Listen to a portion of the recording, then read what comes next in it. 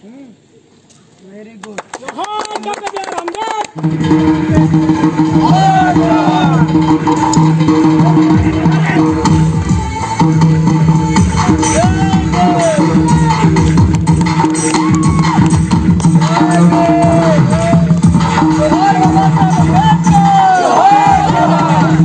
అంబేద్కర్ ఆలోచన విధానాన్ని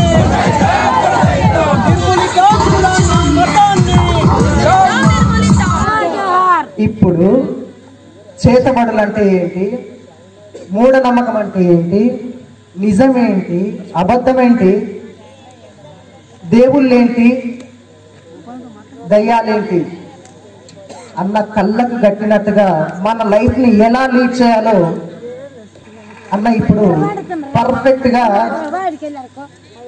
మనకందరికీ బోధిస్తాడు. కావున అందరూ దయచేసి శ్రద్ధగా వినాలి. ఈ విషయం మనకు చాలా ఇంపార్టెంట్.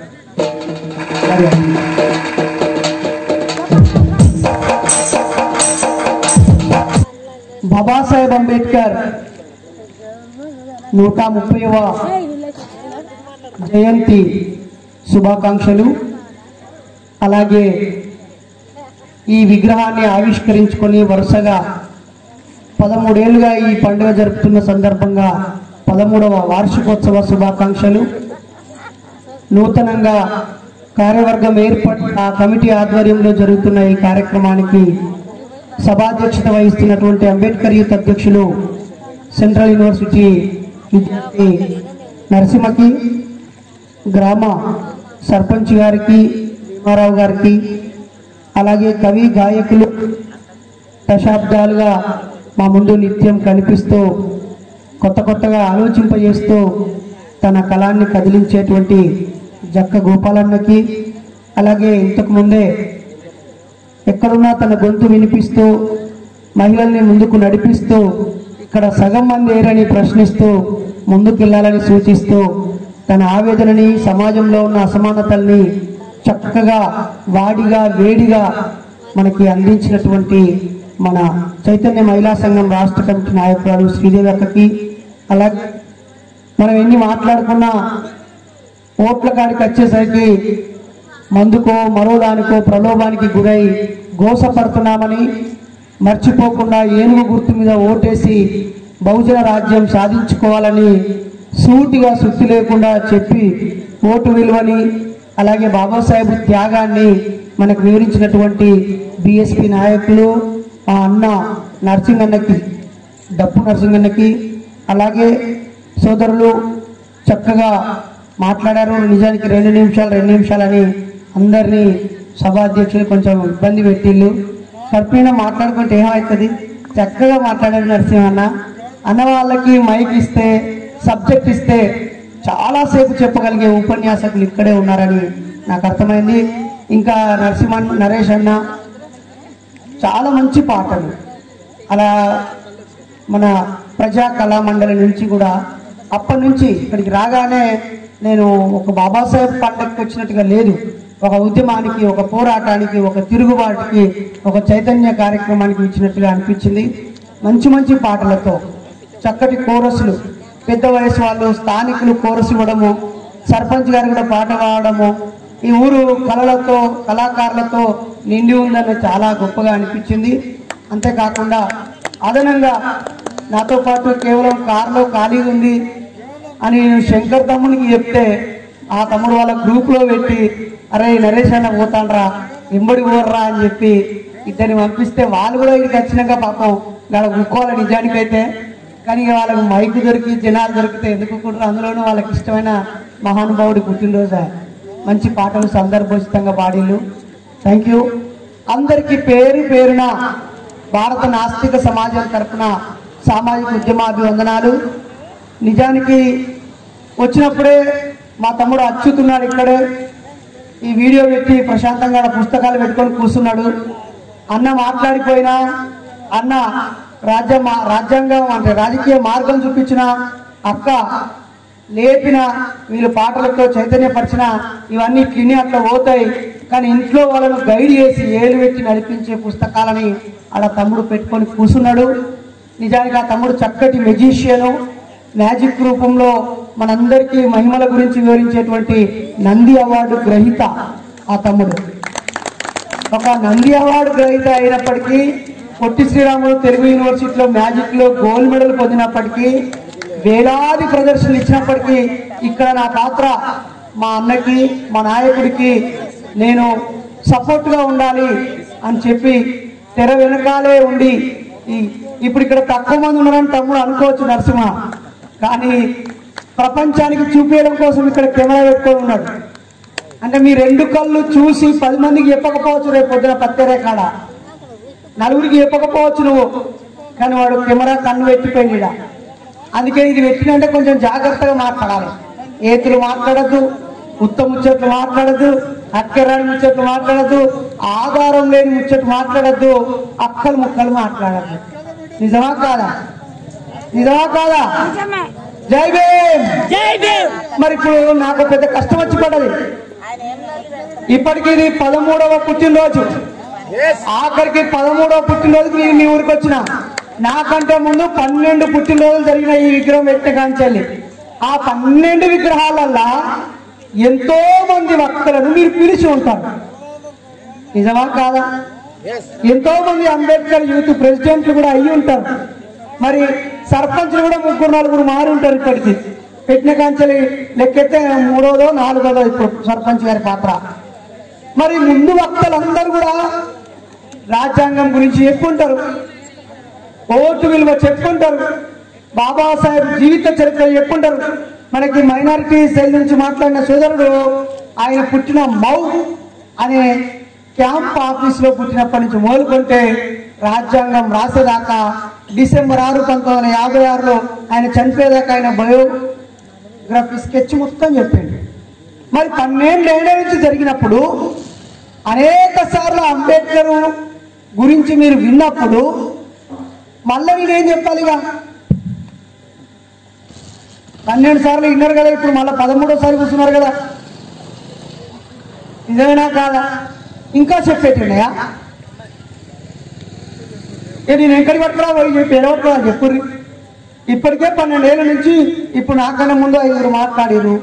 ఈ 12 ఏళ్ల నుంచి కూడా అప్పుడు 5 వేసుకున్నా 12 5 ఎంత అన్నా నరసింహ 60 మంది, ఇప్పుడు నాకన్నా ముందు 65 మంది మాట్లాడారు. 65 మంది ప్రసంగాలు విన్నారు మీరు. ఇంకా దీన్ని ఆవిష్కరించినప్పుడు 60 కాదు 20 మాట్లాడి ఉంటారు. నిజమేనా? నేనేం మాట్లాడాలి? ఈ తమ్ముడు నరసింహ ఫోన్ చేసి అన్నా నువ్వు ఎట్టి పరిస్థితిలో రావాలి, నాకేం చెప్పకు, నువ్వు నాకేం చెప్పగలరా? తమ్మి ఇవాళ వేరే కాడ ఉన్నది తమ్మి, ఇవాళ ఒక్క పూటే ఇంటికాడ ఉన్నది తమ్మి, వదిన ఇవాళ ఇంటికి కూడా వస్తే సెలవు తమ్మి, రేపు మా బామ్మడికి పెళ్ళి ఉన్నది తమ్మి అని నేను చెప్తే నాకు అవి ఏం చెప్పదు, నువ్వు రావాలంటాడు. సరేగా రేపు మా బామ్మడి పెళ్ళి ఎట్లా జరుగుద్ది, కానీ మరి నన్ను ఎందుకు పిలిచిందో ముందే చెప్పిండు. ఈ మంత్రాలేంది, తంత్రాలేంది, దయ్యాలేంది, భూతాలేంది, ఈ దేవుళ్ళ కథ ఏంది, ఈ ముచ్చట చెప్పాలన్నా ఇన్నేళ్ళు రాజకీయాలు చెప్పించినాం, పోరాటాలు చెప్పించినాం, ఉద్యమాలు చెప్పించినాం, కుల నిర్మూలన గురించి చెప్పించినాం, రాజ్యాంగం గురించి చెప్పించినాం, ఓటు గురించి చెప్పించినాం. ఇవన్నీ అయిపోయినాయి. ఒక్క మూఢనమ్మకాల ముచ్చటున్నాయని చెప్పి ఎంకులాడి మెల్లగా నన్ను పట్టుకొచ్చి మీ మొట ముసబెట్టింది. అయితే మూఢనమ్మకాల ముచ్చట చెప్పడానికి ముందు నేను మరొక్కసారి చెప్పాల్సిన ముఖ్యమైన విషయాలు ఉన్నాయి. ఒకటి, ఇక్కడ ఉన్న వాళ్ళలో ఎంతమంది ఎస్సీలు మాదిగ సోదరులు ఉన్నారో చేయలేటండి. లేవటండి కిందికి. ఇక ఎంతమంది బీసీ సోదరులు, ఓసీ సోదరులు, అయ్యగారులు, కొమ్ముటోళ్ళు, లేకపోతే రెడ్డి కులపోళ్ళు, లేకపోతే ఏదైనా కులం మాదిగ కాకుండా మిగిలిన చేయలేవట్టుంది.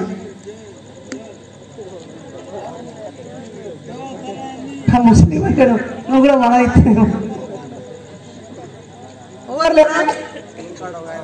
ఒక్కరో ఇద్దరో ఉన్నట్టున్నారు మంచి మనుషులు. ఈ ముచ్చట మళ్ళొక్కసారి నొక్కి ఇట్లా పిన్నిస్తూ గుచ్చి చెప్పాలని నేను అడిగిన. ఇప్పటి నుంచి అంబేద్కర్ సంఘం సోదరులకు నేను మీ అన్నను, నన్ను తప్పుగా అనుకోకూడదు, నేను విమర్శిస్తలేను. ఇది ఉత్సవం, పండుగ. ఇప్పుడు ఈ పండుగకి ఏం చేయాలంటే ఇప్పుడే రేపే కమిటీ వేసుకోరు. బాబాసాహెబ్ అంబేద్కర్ 14వ విగ్రహ ఆవిష్కరించి 14వ వార్షికోత్సవ కమిటీ అని వేసుకోరు, ఇంకోటి సపరేట్.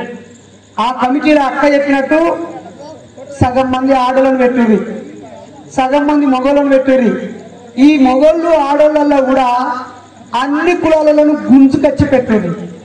ఓ సోదరులారా, 13వ వార్షికోత్సవానికి నరేష్ అన్నని పిలిచినాం. నరేష్ అన్న మాల కాదు, మాదిగ కాదు, ఈ బట్టలు తయారు చేసే నేతన్న కొడుకు, ఒక పద్మశాలి కులంలో పుట్టినటువంటి ఒక సాలల్లా ఆయన అని చెప్పి వాళ్ళందరికీ చెప్పండి మిత్రులారా.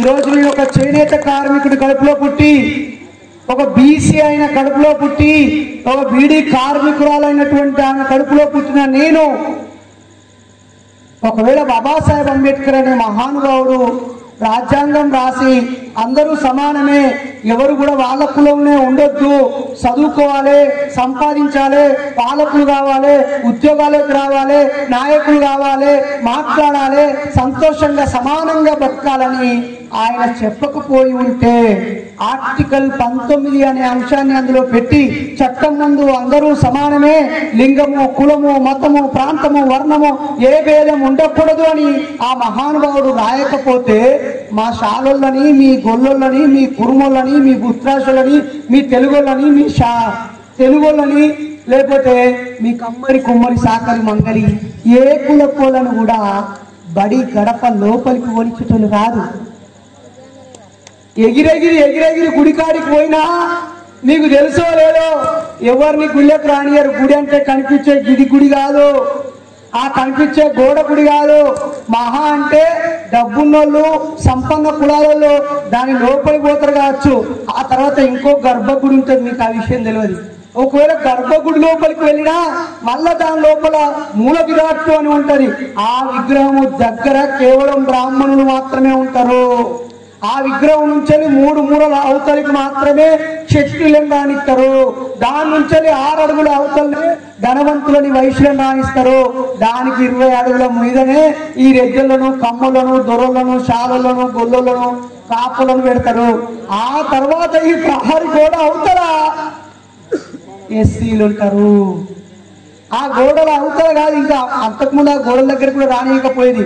బాబాసాహెబ్ అంబేద్కర్ అనే మహానుభావుడు ఈ గోదావరి నది ప్రారంభమయ్యేటువంటి చోట కాలారాం టెంపుల్ ముందు నుంచి, అరే ఆ గుడి ముంగటికెళ్ళి కుక్కలు పోతానాయి మీరేమంటలేరు, పందులు పోతానాయి మీరేమంటలేరు, మరి మా కడజాతోళ్ళు పేదరికంలో పుట్టిన మా వాళ్ళు ఎస్సీలు, ఎస్టీలు, బీసీలు పోతా ఉంటే పోవద్దు, అంటూ ముట్టు అంటారు, మా బతుకులు కుక్క కంటే ఈయన మారబయ్య అని చెప్పి బాబాసాహెబ్ అంబేద్కర్ బ్రిటిష్ వాళ్లకు లెటర్ రాసి మిమ్మల్ని ఈడ ఎవడు గుడి కట్టమన్నాడు, మిమ్మల్ని ఎవడు గుడి కట్టమన్నాడు, ఆ గుడికి బండలు మోసింది మేము, అవి చెక్కింది మేము, శిల్పాలు చెక్కింది మేము, సాపు చేసింది మేము, బండలు పరిచింది మేము, అంతా మేమే చేసినాం, మమ్మల్ని ఏవాడికి రానిత్తలేరు. సరే రానియకపోతారు, ఊడి మధ్యలో పెట్టి మీరు అంటరానోళ్ళు అవుతలు అట్లా తిరిగి 10 కిలోమీటర్లకి వెళ్ళి రమ్మంటారండి, నిన్ను అడ్డం ఎవడు కట్టమన్నాడు, మేము గుడి ముందరికి వెళ్ళే పోతాం, మీరేం చేసుకుంటారో చేసుకోరి అని చెప్పి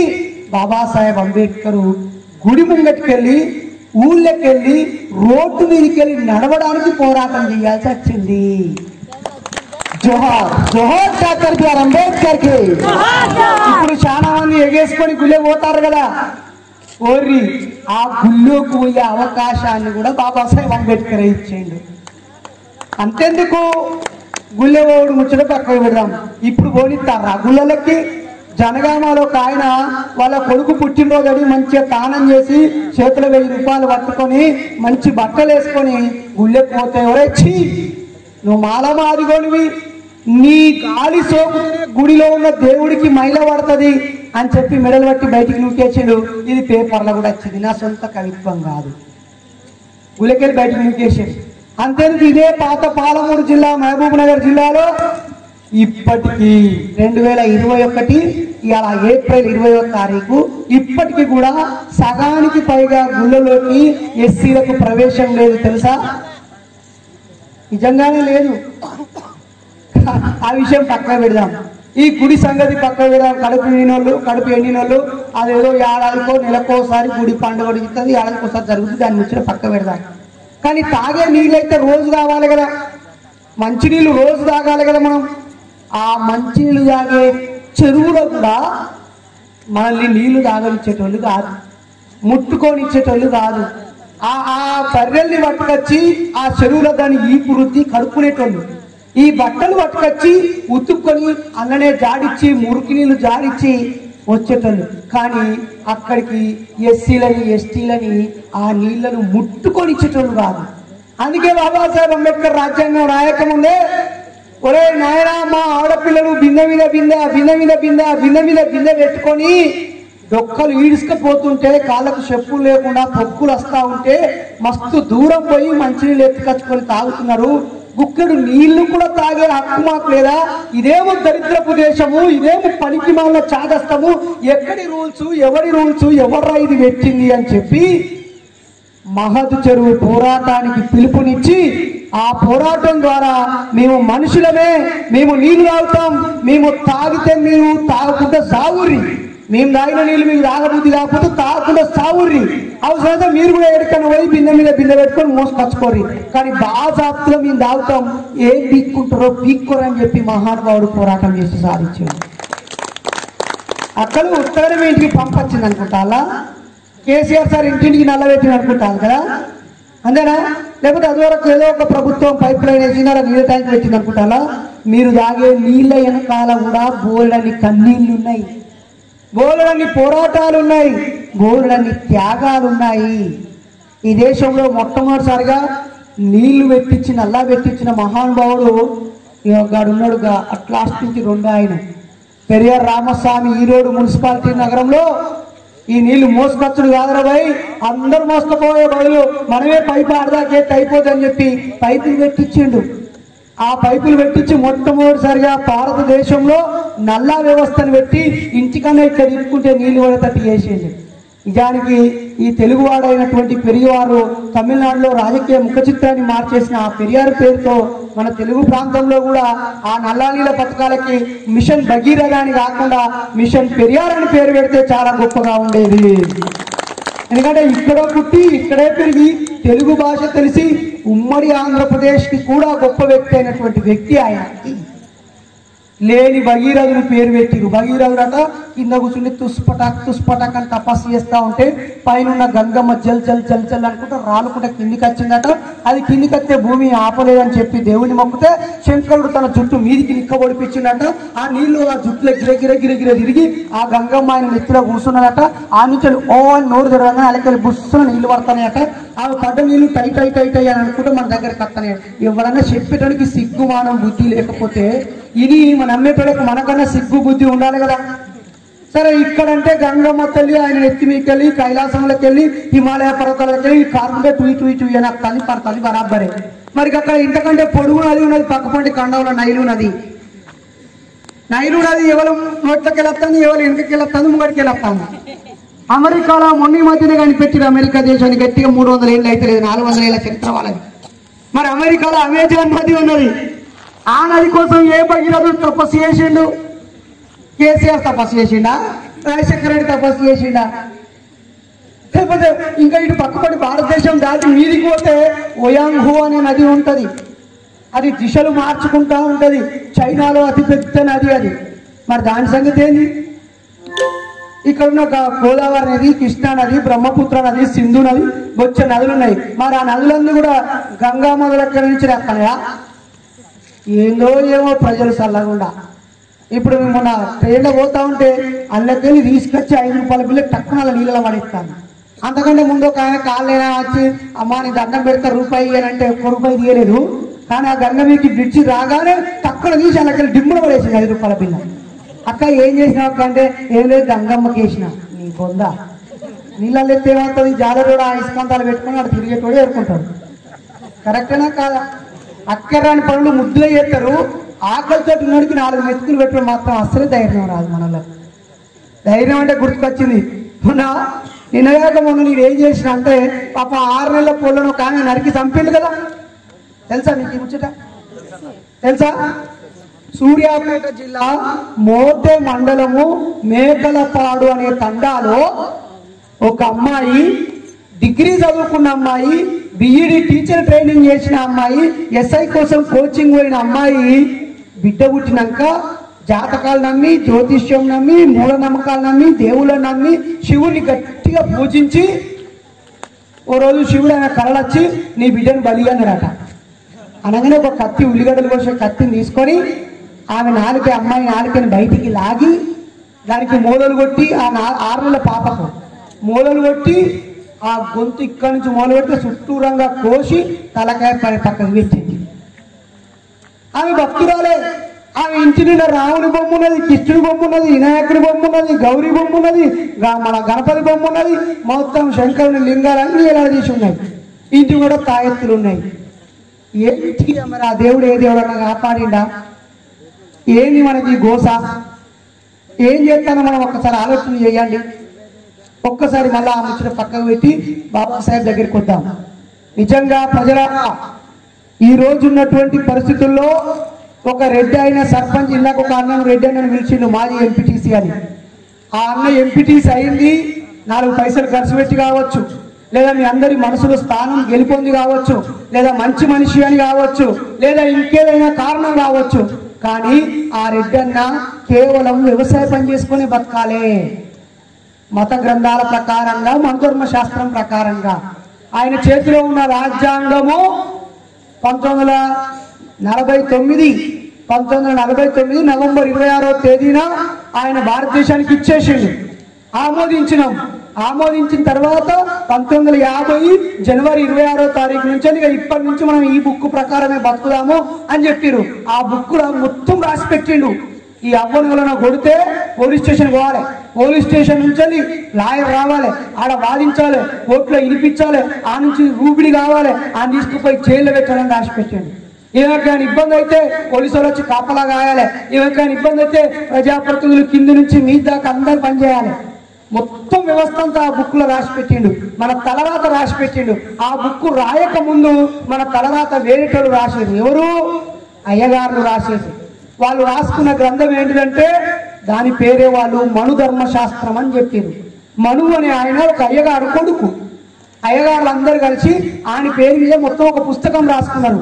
ఇగో అందరికంటే పెద్ద కులం మన అయ్యగారులది, మనము ఓన్లీ చదువు చెప్పాలి, మిగిలిన వాళ్ళందరూ ఎవ్వరు చదువుకోవద్దు, చదువుకుంటే వాళ్ళ కండ్లు వీకేయాలి, వాళ్ళ పండ్లు వీకేయాలి, వాళ్ళ చెవులలో సీసం పోయాలి, వాళ్ళ తలకాయ నరికేయాలి అని రాసి పెట్టుకున్నారు. నిజంగా మరి తర్వాత ఏం చేయాలి? ఇగో మనకంటే కొంచెం కింది కులం ఈ ఉన్న గుంపుల ఎవరు గట్టిగా ఉన్నారు, బలంగా ఉన్నారు, వాళ్ళు గట్టిగా బలంగా ఉన్నారు అన్నట్టు చూసుకోతా కులాలు. వాళ్ళు రాజులని చెప్పేసి తమ్ముడు స్పీకర్ బాక్స్ వెనుక మీరు మాట్లాడుకుంటారు, కొంచెం అటు ఇటు పోయి మాట్లాడుతుంది, మీరు ముఖ్యమైన ముఖ్యత తప్పేం లేదు. అయితే మాట్లాడుకోవాలి, మనల్ని గుర్తుపెట్టుకోరు. ఊకే నోరుమూయి అని ఆ స్కూల్లో క్లాసులో ఎప్పుడు సైలెంట్ అస్సలే సైలెంట్ ఉండకూడదు. మీరు మాట్లాడుకోవాలి, గట్టిగా మాట్లాడుకోవాలి. మనకు తప్పైనా ఒప్పనే అనాలి. ఊరికే భయపడ అయ్యో నాది రైటో కాదు అని ఊరికే నువ్వు మస్తైనా మాట్లాడు, ఆడు ఉన్నోళ్ళు అది మంచిది కాకపోతే సరి చేస్తారు. మొత్తం మీద మాట్లాడకుండా మొదటికి పోతూనే ఉండాలి. తమ్ముడు మీరు అటు పోయి గట్టిగా మాట్లాడుకొని రాలి, దంచుకోవాలి అంతే. ఓకేనా? మాట్లాడుకునే పైసలు ఖర్చు అయితే కావు. అయితే ఇక్కడ అయిపోయింది మన ముచ్చట. ఈ అయ్యగారులు ఒక దేవుడి బొమ్మ పెట్టి మొత్తం ఈ దేవుడే ఈ భూమిని పుట్టించిండు అని పెట్టారు. అది అబద్ధముల్లా. యేసయ్య కూడా అబద్ధమే, అల్లా కూడా అబద్ధమే. వీళ్ళ లెక్క ప్రకారంగా భూమి ఎట్లుంటుంది ఎరికనా? బైబిల్ ప్రకారంగా అయితే బల్ల లెక్క ఉంటుంది, ఇట్లా సాఫ్గా. అది తప్పని చెప్పి ఆకాశానికి పోయిన రాకెట్లు ఫోటో తీసి చూపించినాయి. అల్లా వాళ్ళ లెక్క ప్రకారం కూడా తప్పే. అలాగే ఈ బ్రహ్మ విష్ణు మహేశ్వరులు బ్రహ్మదేవుడే భూమి పుట్టించిన కూడా తప్పే. ఎవడు పుట్టినరా ఈ భూమిని? భూమి తనంతట తానే పుట్టింది. అట్టెట్ట పుడుతుంది అని అనుకుంటారు కదా. మీరు ఖగోళ శాస్త్రం చదవండి, భూగోళ శాస్త్రం చదవండి, ఆకాశానికి సంబంధించినటువంటి చదువులు చదవండి, లేదా యూట్యూబ్లో వెతకండి. ఒక్కో శాస్త్రవేత్త చక్కగా మీకు వివరించండి. ఒక మత గ్రంథం ఏమో 4 ఏనుగులు ఈ భూమిని గట్టిగా మొత్తానే అట, నిజమా? ఒక గ్రంథం ఏమో తాబేలు మీద ఉన్నట ఈ భూమి, నమ్ముదామా? ఇంకొక గ్రంథం ఏమో పాము మీద నిలబడ్డది భూమి అని చెప్తారు. మరి ఆ పాము ఏడు నిలబడ్డదంటే ఎవరు చెప్పాడు? మళ్ళా ఆ 4 ఏనుగులు ఎక్కడ నిలబడ్డాయంటే చెప్పాడు. మళ్ళా ఈ తాబేలు ఎక్కడ ఉందంటే చెప్పాడు. ఇక వడలు అయితే ఆ భూమిని సాపలెక్క చుట్టుకొని ముక్కు మీద పెట్టుకొని ఆ సముద్రం లోపల దాక్కుంటే పంది ఇట్లా తవ్వుకుంటూ పోయి ఆ భూమిని గుంజుకొని బయట పట్టుకొచ్చిందట. అరే మస్తు గమ్మత్తుంటాయి వాళ్ళ కథలు. ఒక భూమి ఎట్లా పుట్టిందని అడుగురు. ఇప్పుడు నేను నాస్తికుని కాబట్టి దేవుడు లేడు అనగానే మరి భూమి ఎట్లా పుట్టింది, మనిషి ఎట్లా పుట్టింది అంటారు కదా. ఇదే ప్రశ్న గట్టు తిప్పి గట్టు నూకుని, అరే నీ మత గ్రంథాల ప్రకారంగా ఈ భూమి ఎట్లా పుట్టిందిరా భయ అని అడుగురి, గట్టెట్లా పుట్టిందని అడుగురి. వెంటనే వాళ్ళు ఏమంటారు కదా, మీకు పిచ్చిలేసింది, మీకు సైతం పట్టింది, మీకు దయ్యం పట్టింది, మీరు దేవుడికి వ్యతిరేకంగా మాట్లాడతారు, మీకు కన్ను పోతాయి అని చెప్తారు. ఇట్లా చెప్పి మనం ఆగం చేసి నేను ఎర్ర జెండా పోరాటం చేసిన సోదరులు వాళ్ళ ప్రాణాలని వెంట్రుకలాగా త్యాగం చేసి ప్రజల కోసం పాటుపడిన వీరులు అన్ని పోరాటాలు చేసిరు. కానీ దేవుడు లేడు అని స్పష్టంగా చెప్పడం ఎందుకు వాళ్ళే తెలుసుకుంటారు. పైసలు సంపాదిస్తే వాళ్ళే బాగుపడతారు, అలాగే భూమి పంచితే వాళ్ళే బాగుపడతారు, వాళ్ళని నాయకత్వంలో తీసుకొస్తే వాళ్ళే మారిపోతారు, వాళ్ళని సంఘం కడితే మారిపోతారు అంటే ఆ సంపాదించిన పైసలన్న పట్టుకపోయి అయ్యగారు చేతులు పెడతారు. ఆ భూమిని కూడా దేవుడికి విరాళం ఇచ్చేస్తారు. వాళ్ళ చైతన్యం అంతా కొట్టుకపోతాను. రేపు పొద్దుగల బోనాలు తీయాలంటే మంచిగా కుండ మీద కుండ పెట్టి 3 బొట్లు అక్క పెట్టి మంచిగా గోసి గట్టిగా చుట్టి ఇంట్లో బువ్వున్నా లేకున్నా అప్పేసి మరి బోనం తీస్తుంది, ఆ బొడ్రాయి చేస్తుంది, గోషవ చేస్తుంది, మైసవ చేస్తుంది, ఆఖరికి వంటలకు పోతుంది, అన్ని పైసలు ఖర్చు పెడుతుంది. ఎర్రజెండా అన్నలు మీ పోరాటం మీ త్యాగం వెలకట్టలేనిది. కానీ ప్రజల మెదడులో నాటుకుపోయి ఉన్న అజ్ఞానాన్ని, ఆ అజ్ఞానంతో ముడిపడి ఉన్న సాంప్రదాయాలని వాటితో ముడిపెట్టుకొని పీఠ ముడేసుకొని కూర్చున్నటువంటి మనువాద బ్రాహ్మణిజాన్ని మనం స్పష్టంగా తొలగించకపోవటం వల్ల మీరు అందించిన ఫలితాలన్నీ గంగరగలుతానే. గంగరగలితే మళ్ళీ చచ్చది ఉండదు అన్నట్టు, అటే అన్నట్టుగా. అలాగే నీలి జెండా సోదరులారా, మీరు ఎన్ని రాజకీయాలు నూరిపోసినా, ఓటు విలువ నూరిపోసినా, మీరు ఆ ఉత్తరప్రదేశ్ కోట మీద మాయావతిని 33 సార్లు నిలబెట్టినా ఈ ప్రజలకు అజ్ఞానంతో ముడిపడి ఉన్న ఆ దైవత్వాన్ని, కులతత్వాన్ని లేదా ప్రత్యామ్నాయ సంస్కృతిని వాళ్ళకి అందియకపోతే మళ్ళీ మీదికెళ్ళి కిందికి ఒకటే గుడ్డ కట్టుకున్న యోగానంద స్వామి లేచి మళ్ళా మీ కుర్చీ గుంజుకొని వాళ్ళే కూర్చుంటారు. నిజమే. ఎర్ర జెండాను వీకి వాళ్ళ భక్తి జెండా పెడతారు, మీ నీ జెండాను వీకి మళ్ళా అలా జెండానే పెడతారు. స్పష్టంగా ఈ ప్రజలకు దేవుడు లేడు అనే సత్యాన్ని చెప్పనంత కాలము వాళ్ళు ఎంత సంపాదించినా పోయి మళ్ళీ దేవుడు చుట్టాను. అందుకే బాబాసాహెబ్ తెలివిగా చెప్పిండు, మా ప్రజలందరూ దేవుడు లేదంటే ఏమైపోతారా అని చెప్పి దేవుడు లేడన్న వ్యక్తి మార్గంలో వెళ్ళండి అని చెప్పిండు. ఏమని చెప్పిండు? 1956 అక్టోబరు 14వ తేదీన, అక్టోబర్ 14, నవంబర్ 14, డిసెంబర్ 14 కూడా కాలే. ఇంకా ఆయన చచ్చిపోవడానికి 2 నెలల ముంగట్నే మహారాష్ట్రలోని నాగాపూర్ పట్టణంలో 22 సూత్రాలను ఇచ్చి, ఓ నా ప్రజలారా, నన్ను ప్రేమించి గౌరవించే నా ప్రజలారా, ఎస్సీ ఎస్టీలారా, బీసీలారా, ఈ భారతదేశంలో కుల వ్యవస్థ ఉంది. ఆ కుల వ్యవస్థ చాతుర్వర్ణ వ్యవస్థ చేతిలో ఉంది. ఆ చాతుర్వర్ణ వ్యవస్థ బాపనుల చేతిలో ఉంది.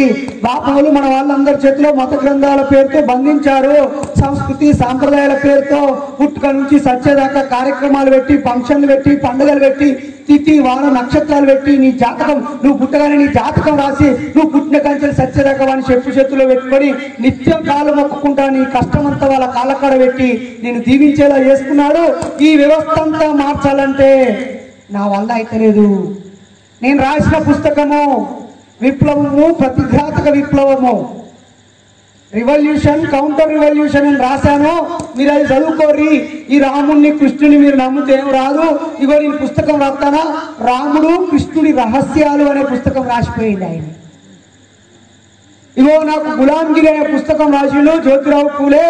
ఏ దేవుడు ఎట్లా పుట్టిండు, పుట్టిన దేవుడు మనల్ని ఎట్లా ముంచిండు, మనల్ని చంపి మనకు దేవుళ్ళుగా ఎట్లా చిత్రీకరించిండ్రు అని చెప్పి, ఈ రాముడు మనకు ఎలా దేవుడు కాదు, ఈ కృష్ణుడు మనకు ఎలా దేవుడు కాదు, ఈ నరసింహస్వామి ఎలా దేవుడు కాదు, హిరణ్యకశిపుడు ఎలా పుట్టాడు, ప్రహ్లాదుడు ఎలా పుట్టాడు, ఇవన్నీ చరిత్రలు రాసినటువంటి బుద్ధుడు, పూలేని, కబీర్ దాస్ని నా గురువులు వీళ్ళ చరిత్రలు చదువురి అని చెప్పిపోయింది ఆ మహానుభావుడు.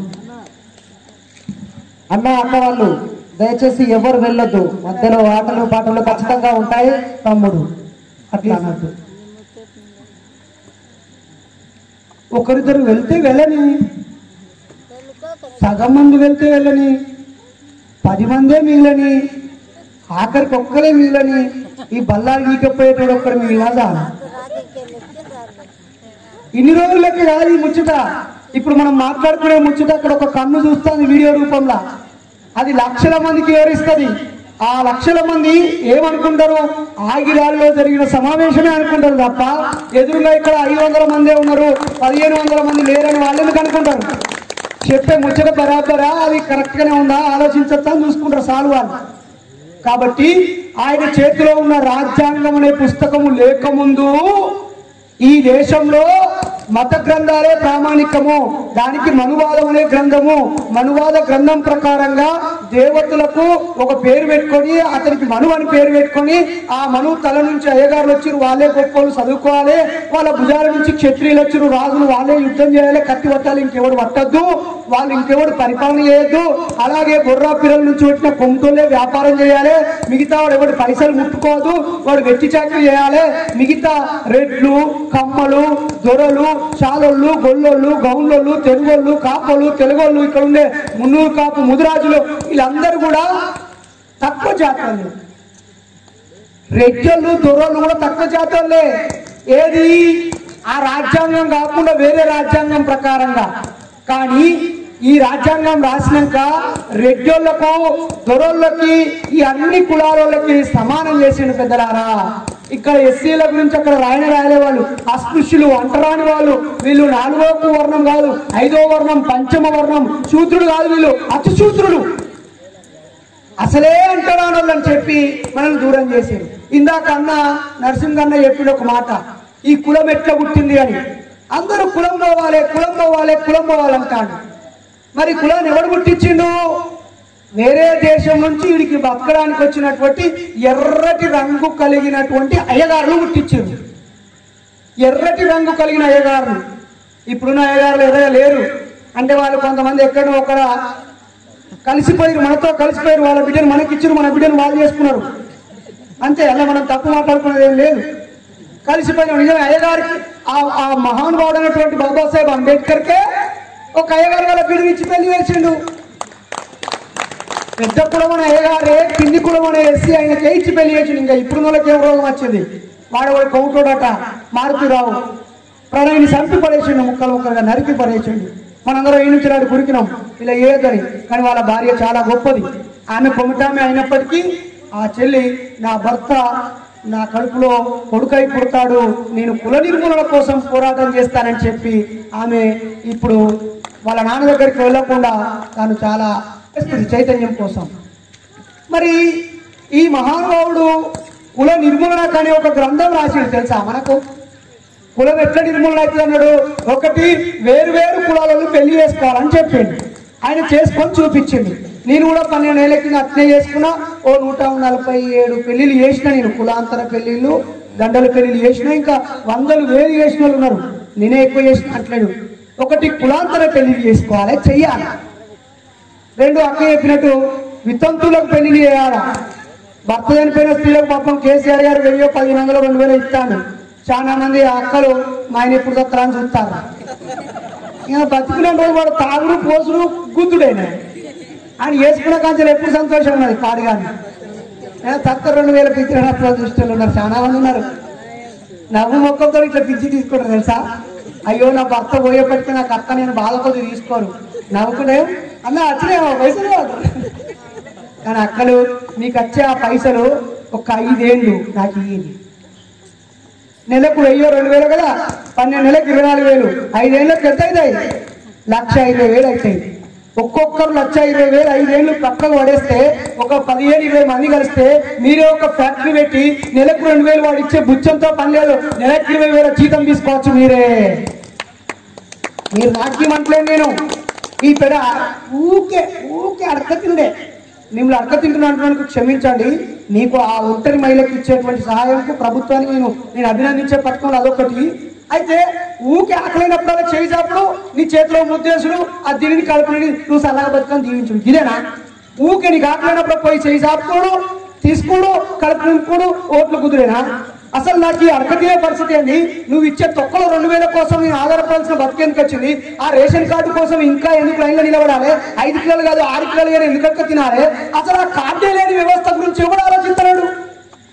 ఏ పాలకుడు కూడా నేను పింఛన్ ఇస్తా, మీకు నిరుద్యోగ వృత్తి ఇస్తా, మీకు ఇంకొక పైసా ఎక్కువ ఇస్తా, మీకు ఇచ్చేస్తా అచ్చేస్తా అంటాడు. కానీ అరే నాకు నువ్వు బతికితట్టు చేస్తాను ఇవ్వడానికి లేదేంద్రా భయ్. అక్క నీకు నువ్వు బతికితట్టు చేస్తా, తమ్ముడు నీకు నువ్వు బతికితట్టు చేస్తా, మన బతుకు ప్రమాణం వేస్తా, జీవన ప్రమాణం వేస్తా, మీరు సంతోషంగా ఉండడానికి కావాల్సినవన్నీ ఏర్పాటు చేస్తా, నేను మీలో ఒకని. అయినా నీ ఎందుకు మీకు నాయకత్వం వహించాలి? By the people for the people కదా. రాజ్యాంగం ప్రకారంగా ప్రజల కొరకు ప్రజల చేత ప్రజలే పాలించవాలి కదా. మీకు మీరే పాలకులు కావాలి అని మాత్రం అంటలేరు. మీరందరూ నా కోట్లేయాలి, మీరందరూ నేను చెప్పినట్టు తినరు, మీకు కావాల్సిన నేను ఇస్తా అంటే పవర్ నీ దగ్గర ఉన్నదా మా దగ్గర ఉన్నదా? ఆ పవరే బాబాసాహెబ్ అంబేద్కర్ రాజ్యాంగం రూపంలో ఇచ్చాడు. ఇప్పటికే మస్తు గోసపడ్డాం. అక్కలు ముక్కలుగా పువ్వులాల పేరుగా ముక్కలు ముక్కలు చేసి ఇచ్చిపెట్టారు. ఇంకా కొంతమంది పెద్దవాళ్ళు లేదా డబ్బున్న వాళ్ళు ఏమంటారంటే ఈ అంబేద్కర్ ఏమంటారా, మా రెడ్డిలను ఓసీలేసిర్రు, మా దొరలను ఓసీలేసిర్రు. అబ్బా మేము చాకలలో కదా, మేము చాలా అంటరానితనం. మమ్మల్ని ఇట్లా పల్లె మన తువ్వాల పట్టుకొని బట్టలు ఉతికి అన్నం వేస్తే తినే బతుకున్నాం మేము. మమ్మల్ని బీసీ వేసిండ్రా భయ్, అంబేద్కర్ వల్లనే మేము బీసీ అయినా, మేము ఎస్సీ అయితే మంచుకున్నాను వాళ్ళు అంటారు.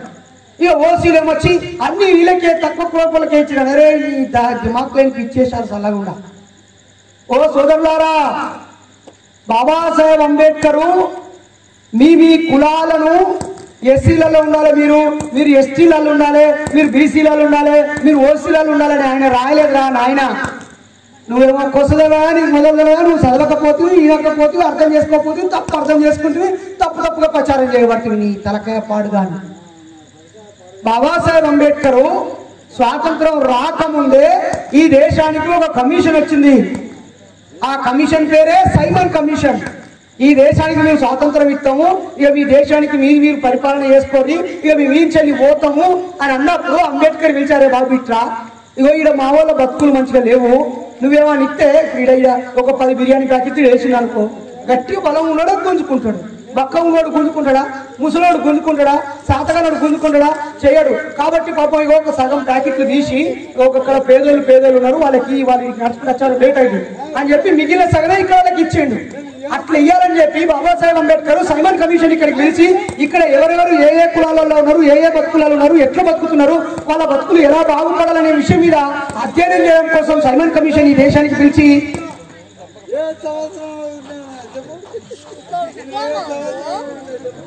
అవాతం ఎత్తుకొని తక్కువ తమ్ముడు.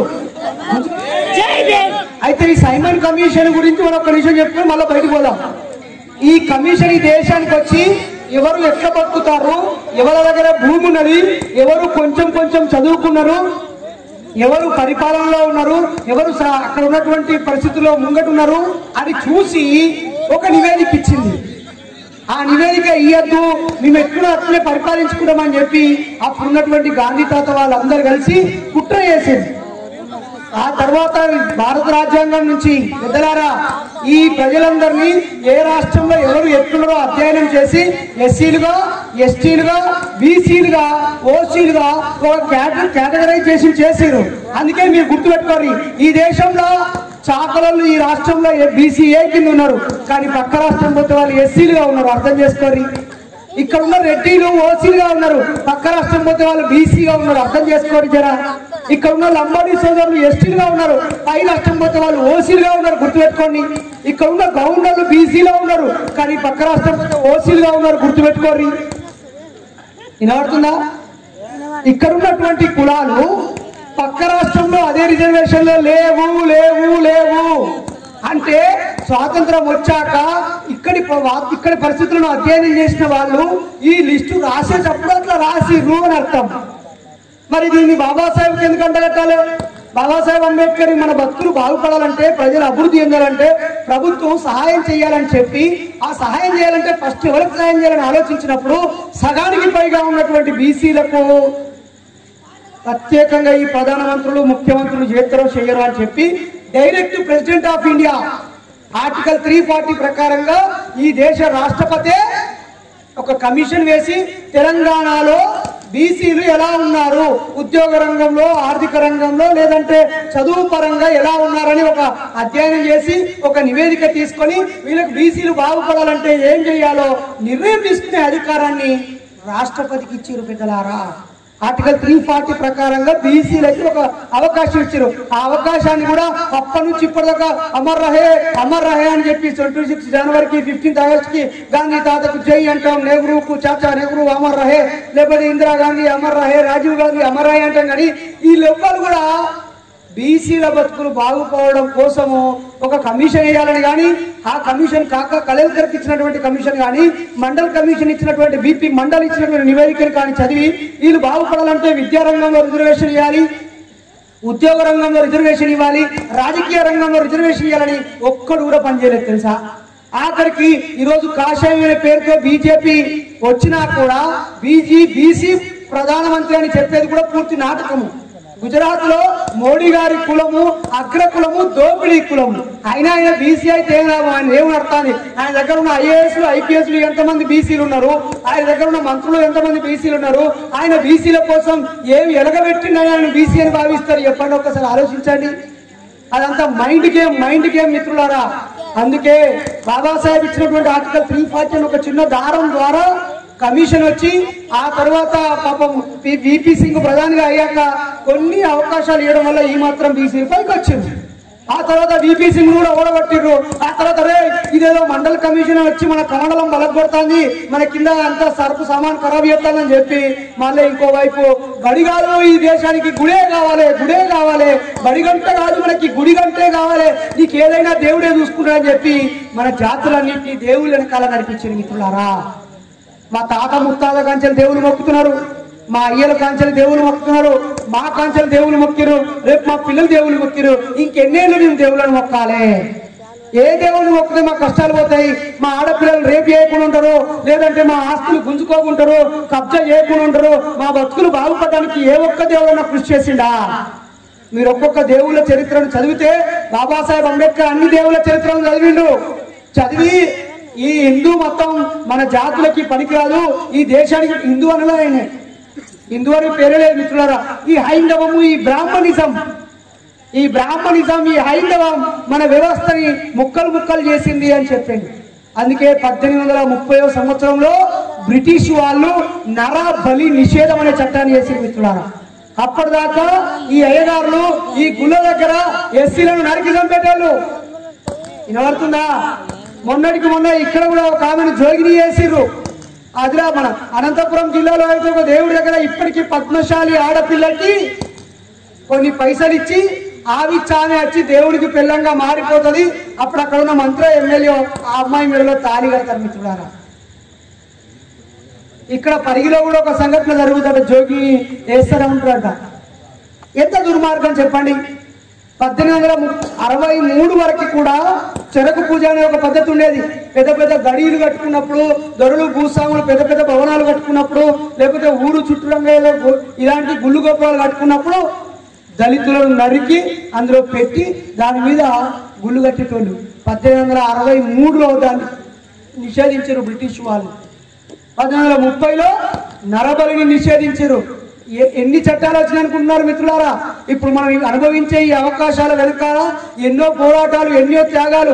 జ్యోతిరావు పూలే అనే వ్యక్తి సంఘ సంస్కరణ కోసం కంకణం కట్టి తన భార్యకు చదువు చెప్పించి, ఒకవైపు భార్యతో స్కూల్ పెట్టించి ఆడవాళ్ళకు చదువు చెప్పించి, ఒకవైపు ఇంకోవైపు హంటర్ కమిషన్ కి నివేదిక ఇచ్చి విద్యా వ్యవస్థలో విప్లవం తీసుకోవడం వైపు ఒకవైపు, మరోవైపు అయ్యగారు లేకుండానే పూజారు లేని పెళ్లి చేయని సత్యశోధక సమాజం స్థాపించి కులాంతర పెళ్లి చేయడము, దండల పెళ్లి చేయడము, అయ్యగారు లేకుండా పెళ్లి చేయడము, అలాగే వితంతువులకు మళ్ళీ పెళ్లి చేయడము, ఒకవేళ గర్భిణీ స్త్రీ ఉండి భర్త చచ్చిపోతే ఆ పాపల్ని తీసుకొని పెంచడానికి ఒక ఆశ్రమం పెట్టడము, తన ఇంట్లోనే ఒక బావి తవ్వి అన్ని కులాలలో ఈ కులం అక్కడ ఆ కులం ఇక్కడ అందరు నీళ్ళు తాగాలని ఇంట్లోనే నీళ్లు బావి తవ్వి నీళ్లు ఇయ్యడము. ఒక్కటా రెండా వాళ్ళిద్దరికి పిల్లలు పుడితే ఈ సమాజాన్ని మంచిగా చూసుకోమని చెప్పి వాళ్ళు పిల్లలు పుట్టకుండా మందు తీసుకోవడము, టాబ్లెట్లు వేసుకోవడము, లేదా పసరు తాగడము, పిల్లలు పుట్టకుండా చేసుకొని మన కోసం పనిచేసింది. కాబట్టి వాళ్ళ ఇద్దరి ఫోటో పెట్టిరు ఆడ పైన. వాళ్ళిద్దరు ఈ ఊళ్ళో తెలుగు వాళ్ళు ఉన్నారా? తెలుగు వాళ్ళు ముదిరాజోళ్ళు ఉన్నారా? వాళ్ళ ఆకులమే.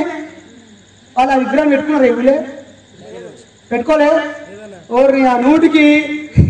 ఆయన ఈ బాబాసాహెబ్ యొక్క గురువు ఆయనే, ఈయన కంటే పెద్ద ఆయనే.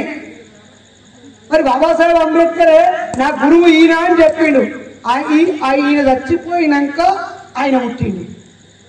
అలాంటి గొప్ప వ్యక్తి మరి ఊళ్ళో తెలుగు వాళ్ళు ఉండి ఉంటే, బీసీ సోదరులు ఉండి ఉంటే జ్యోతిరావు పూలే విగ్రహాన్ని కూడా పెట్టుకోవాలి. మీరు పెట్టుకొని 13 ఏళ్ళైనా మా బీసీ వాళ్ళకి ఇంకా ఇక్కడ ఆలోచన అత్తలేదా? బీసీ అన్నలు ఎవరైనా ఉన్నా మైక్ వినబడ్డా, లేకపోతే రేపు యూట్యూబ్లో చూసిన అన్నలు, ఈ సమాజంలో సగానికి ఎక్కువ మనోళ్ళే బీసీలమే ఉన్నాం. మనకు కనీసం ఉన్న 50% రిజర్వేషన్లో సగానికి ఎక్కువ మనకే ఇచ్చిండు బాబాసాహెబ్ అంబేద్కర్. కేవలం 15% వాళ్ళకిస్తే 27% బీసీలకు అవకాశాలు ఇచ్చింది. కాబట్టి బాబాసాహెబ్ అంబేద్కర్కి బీసీలు ఎక్కువగా రుణపడి ఉంటారు. ఈ ఊళ్ళో ఎవరన్నా బీసీలకు ఉద్యోగం వచ్చుంటే నేను బీసీని నాకు వచ్చింది, లేకపోతే నేను బాగా చదువుకుంటే నాకు వచ్చింది అనేది ఉత్తముచ్చుట.